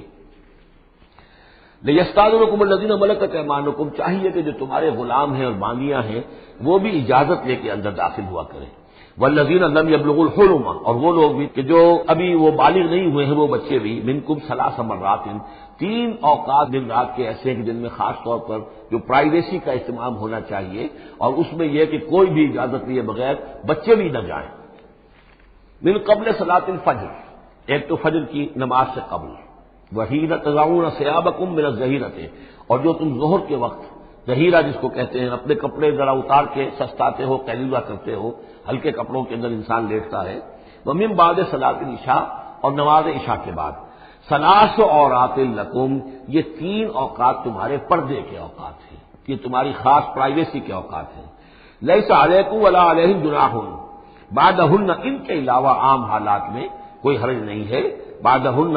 کہ وہ یعنی وہی تمہارے ملازم ہیں، تمہارے غلام ہیں یا باندیاں ہیں، یا اسی طریقے سے تمہارے بچے ہیں، طوافون علیکم بعضکم علی بعض، وہ آئیں جائیں گھروں کے اندر، ظاہر بات ہے کہ اس کمرے میں آئے ہیں، اس میں گئے ہیں، اس میں کوئی حرج نہیں ہے کہ وہ آئیں جائیں اور پھریں۔ کذالک یبین اللہ لکم الآیات، اسی طرح اللہ تعالیٰ تمہارے لیے اپنی آیات واضح کر رہا ہے، واللہ علیم الحکیم، اور اللہ تعالیٰ علیم اور حکیم ہے۔ وَإِذَا بَلَغَ الْأَطْفَالُ مِنْكُمُ الْحُلُمَ، اور جب تمہارے بچے جو ہیں، جو لڑکے ہیں، وہ بھی بالغ ہو جائیں، انہیں سب سمجھ آ جائے، جو بھی معاملات ہیں دونوں شوق کے، فَلْيَسْتَأْذِنُوا كَمَا اسْتَأْذَنَ الَّذِينَ مِن قَبْلِهِمْ، تو پھر وہ بھی اذن لے کر اسی طرح داخل ہوا کریں جیسے کہ پہلا حکم آیا تھا کہ اذن لیے بغیر گھر میں داخل نہ ہو۔ کذالک یبین اللہ لکم آیاتہ، اس طرح اللہ تعالیٰ تمہارے لیے اپنی آیات کو واضح کر رہا ہے، واللہ علیم الحکیم، اللہ علیم اور حکیم ہے۔ والقواعد من النساء اللاتي لا يرجون نکاحا، اور وہ عورتیں تمہاری خواتین میں سے کہ جو اب بیٹھ رہی ہوں، یعنی لا یرجون نکاحا، اب وہ نکاح کی امیدوار نہ ہوں، ایک خاص عمر سے گزر چکی ہیں، اب کوئی نکاح وغیرہ کرنے کا سوال نہیں ہے، بیوہ ہیں یا کچھ اور جو بھی معاملہ ہے، لیکن یہ کہ بہرحال اب معمر ہو چکی ہیں، فلیس علیہن جناح ان یضعن ثیابہن، تو ان کے اوپر کوئی حرج نہیں ہے کہ وہ جو اپنے اضافی کپڑے ہیں وہ اتار دیا کریں، یعنی بڑی چادر لے کر ہی نکلنا ان کے لیے وہ لازم نہیں ہوگا، یا اگر اپنے گھروں کے اندر بیٹھ کر جو اوڑھنیاں ہیں ان کو مکل مارنے کی جو ان کی پابندی دوسری خواتین پر ہے، اس میں ان کے لیے درد بھی ہو سکتی ہے، اس لیے کہ اب وہ اس عمر سے گزر چکی ہے۔ والقواعد من النساء اللاتي لا يرجون نکاحا فليس عليهن جناح ان يضعن ثيابهن غير متبرجات بزينة، لیکن ان کی نیت یہ نہ ہو کہ وہ اپنی زینت کو ظاہر کریں اور لوگوں کی نگاہوں میں لائیں، نیت کا معاملہ جو ہے وہ دوسرا ہے۔ وَأَن يَسْتَعْفِفْنَ خَيْرٌ لَهُنَّ، اور اگر وہ اس معاملے میں احتیاط ہی کریں تو بہتر ہے، اس رعایت سے فائدہ نہ اٹھائیں تو بہتر ہے، اس لیے کہ شیطان جو ہے وہ ہر وقت تاک میں لگا رہتا ہے، نہ معلوم کس وقت اس کے دل میں کیا خیال پیدا کر دے۔ واللہ سمیع علیم، اور اللہ سب کچھ سننے والا اور جاننے والا ہے۔ لیس علی الاعمی حرج، اب چونکہ یہ جو احکام دیے جا رہے تھے تو اس معاشرے کے اندر ایسا بھی تھا کہ کسی خاندان کے ساتھ کچھ لوگ جو ہیں بیچارے، کوئی لنگڑا ہے، کوئی اندھا ہے، اپنے برادری کا ہے، اپنی رشتہ داروں میں سے، وہ بھی گھر میں رہ رہا ہے، وہ اپنی کوئی آزاد جو معاش اور آزاد جو ہے کوئی معاشرتی حیثیت کا اہل نہیں ہے، تو اب ان کے لیے کیا ہوگا؟ کیا یہ ساری پابندیاں جو ہیں اسی طریقے سے ان کے اوپر بھی پوری طریقے سے عائد کی جائیں گی؟ تو ان کے ضمن میں کہا جا رہا ہے کہ وہ اگر تمہارے گھروں میں رہے تو کوئی حرج نہیں ہے۔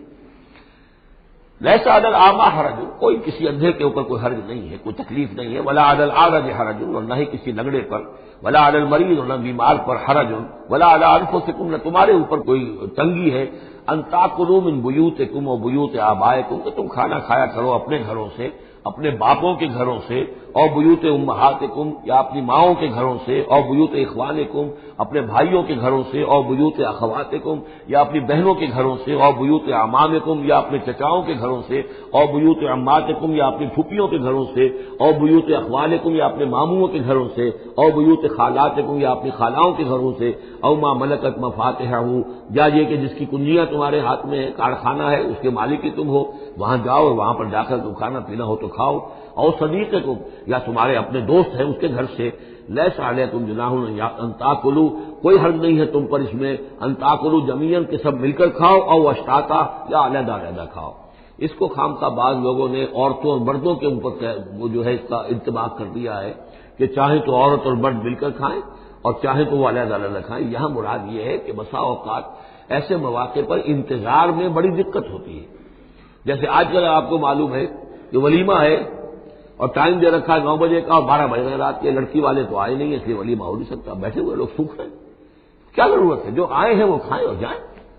لہذا یہ نہیں ہے کہ سب کے سب جمع ہو کر ہی اور ایک کی جمعیت ہو تبھی وہ کھائیں، بلکہ یہ کہ اپنی ضرورت کے تحت جیسے بھی ہو اگر سب مل جل کر بیٹھ کر کھائیں تب بھی کوئی حرج نہیں، اور اگر علیحدہ علیحدہ گروپس کے اندر یہ کھا لیا جائے تب بھی کوئی حرج نہیں۔ یہ مجلسی احکام جو دیے جا رہے ہیں اس سے مراد یہ نہیں ہے کہ سطر اور حجاب کے احکام بھی یہاں پہ ٹوٹ جائیں گے، اور یہاں پر جو ہے گھریلو جو ہے اگر پارٹیز کو تھرو کی گئی ہیں تو اس میں کوئی پردے وردے کی حاجت نہیں ہے، اس میں مرد اور عورتیں جو ہیں وہ مخلوط طور پر شریک ہو جائیں، معاذ اللہ یہ مراد نہیں۔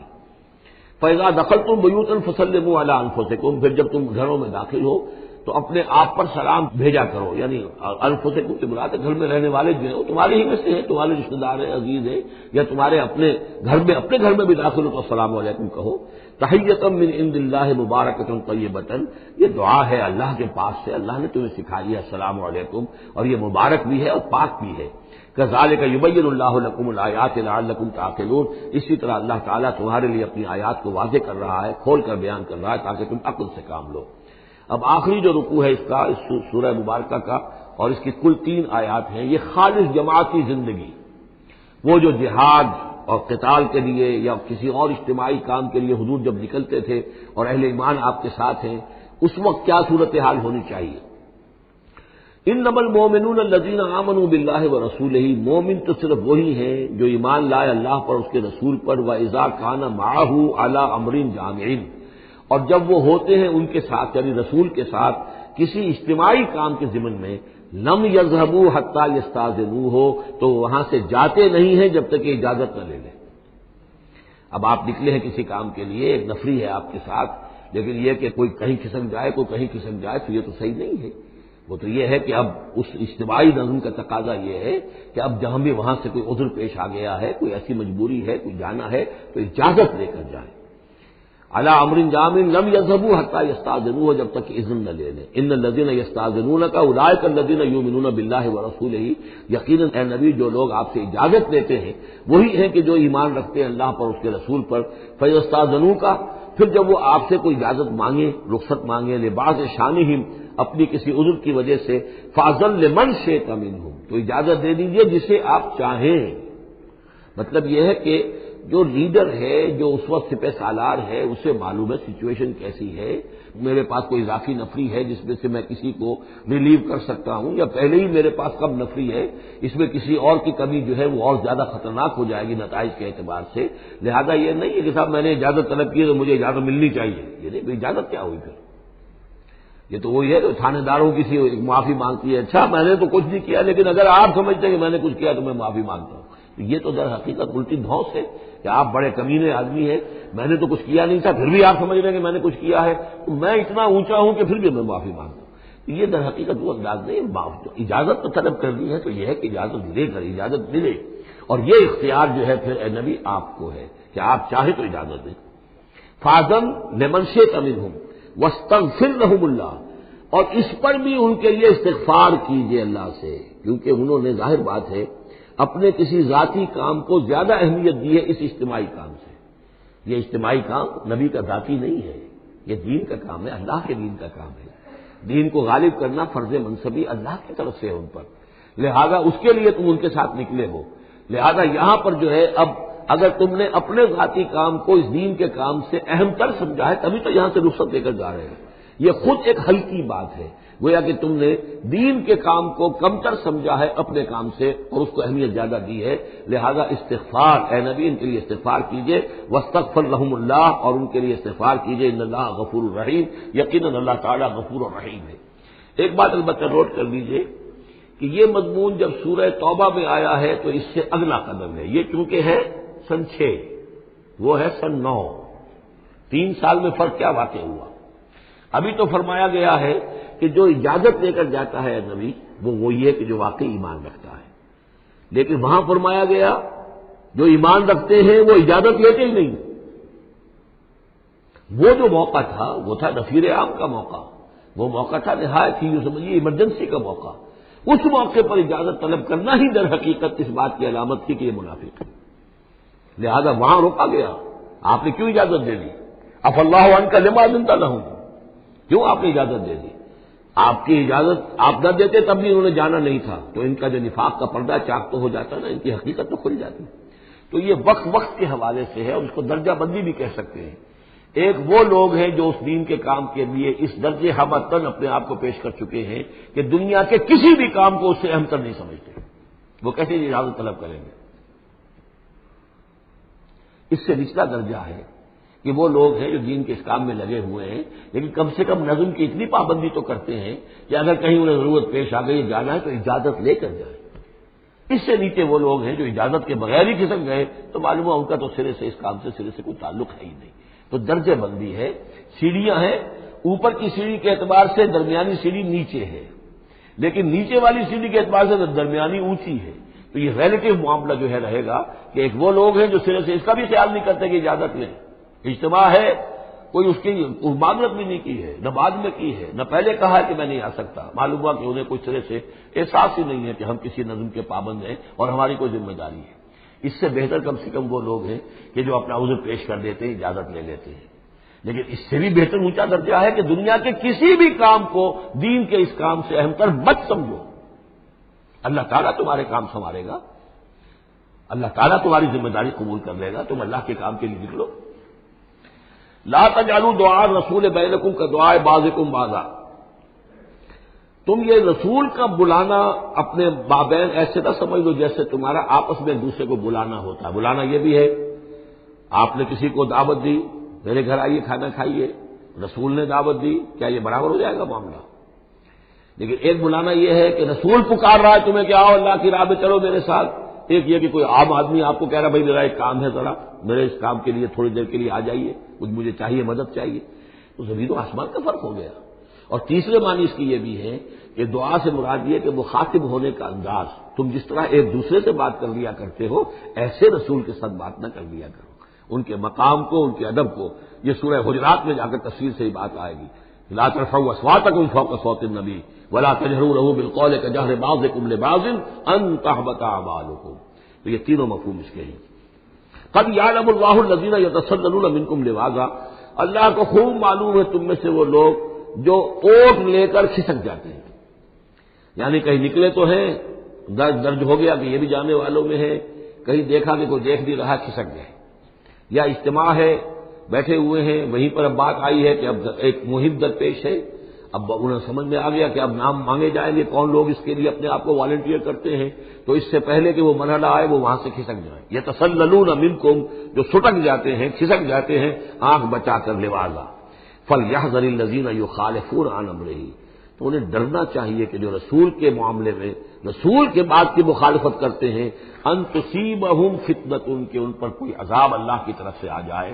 کوئی پکڑ آ جائے، کوئی بہت بڑی آزمائش آ جائے، اور یصیبہم عذاب علیم، یا ان کے اوپر کوئی بہت بڑا دردناک عذاب آ جائے۔ الا ان للہ ما فی السماوات والارض، آگاہ ہو جاؤ، یقیناً اللہ ہی کے لیے ہے جو بھی کچھ ہے تمام آسمانوں میں اور جو بھی کچھ ہے زمین میں۔ قد یعلم ما انتم علیہ، اللہ خوب جانتا ہے کہ تم کس مقام پر کھڑے ہو، تمہاری حیثیت کیا ہے، حقیقت کیا ہے، ایمان کتنا ہے، کتنے پانی میں ہو، تمہارے اعمال کیسے ہیں، ما انتم علیہ، جس حال میں تم ہو اللہ خوب جانتا ہے۔ ویوم یرجعون الیہ، اور جس دن کے وہ لوٹائے جائیں گے اللہ کی طرف، فینبئہم بما عملوا، تو اللہ تعالیٰ ان کو جتلا دے گا جو کچھ کے عمل انہوں نے کیے ہوں گے۔ واللہ بکل شیء علیم، اور اللہ ہر چیز کا علم رکھنے والا ہے۔ یہاں تیسرا گروپ جو ہے مکی اور مدنی صورتوں کا وہ ختم ہو گیا۔ مکی صورتیں 14، مدنی صرف 1، سورہ نور۔ بارک اللہ لی ولکم فی القرآن العظیم ونفعنی وإیاکم بالآیات والذکر الحکیم۔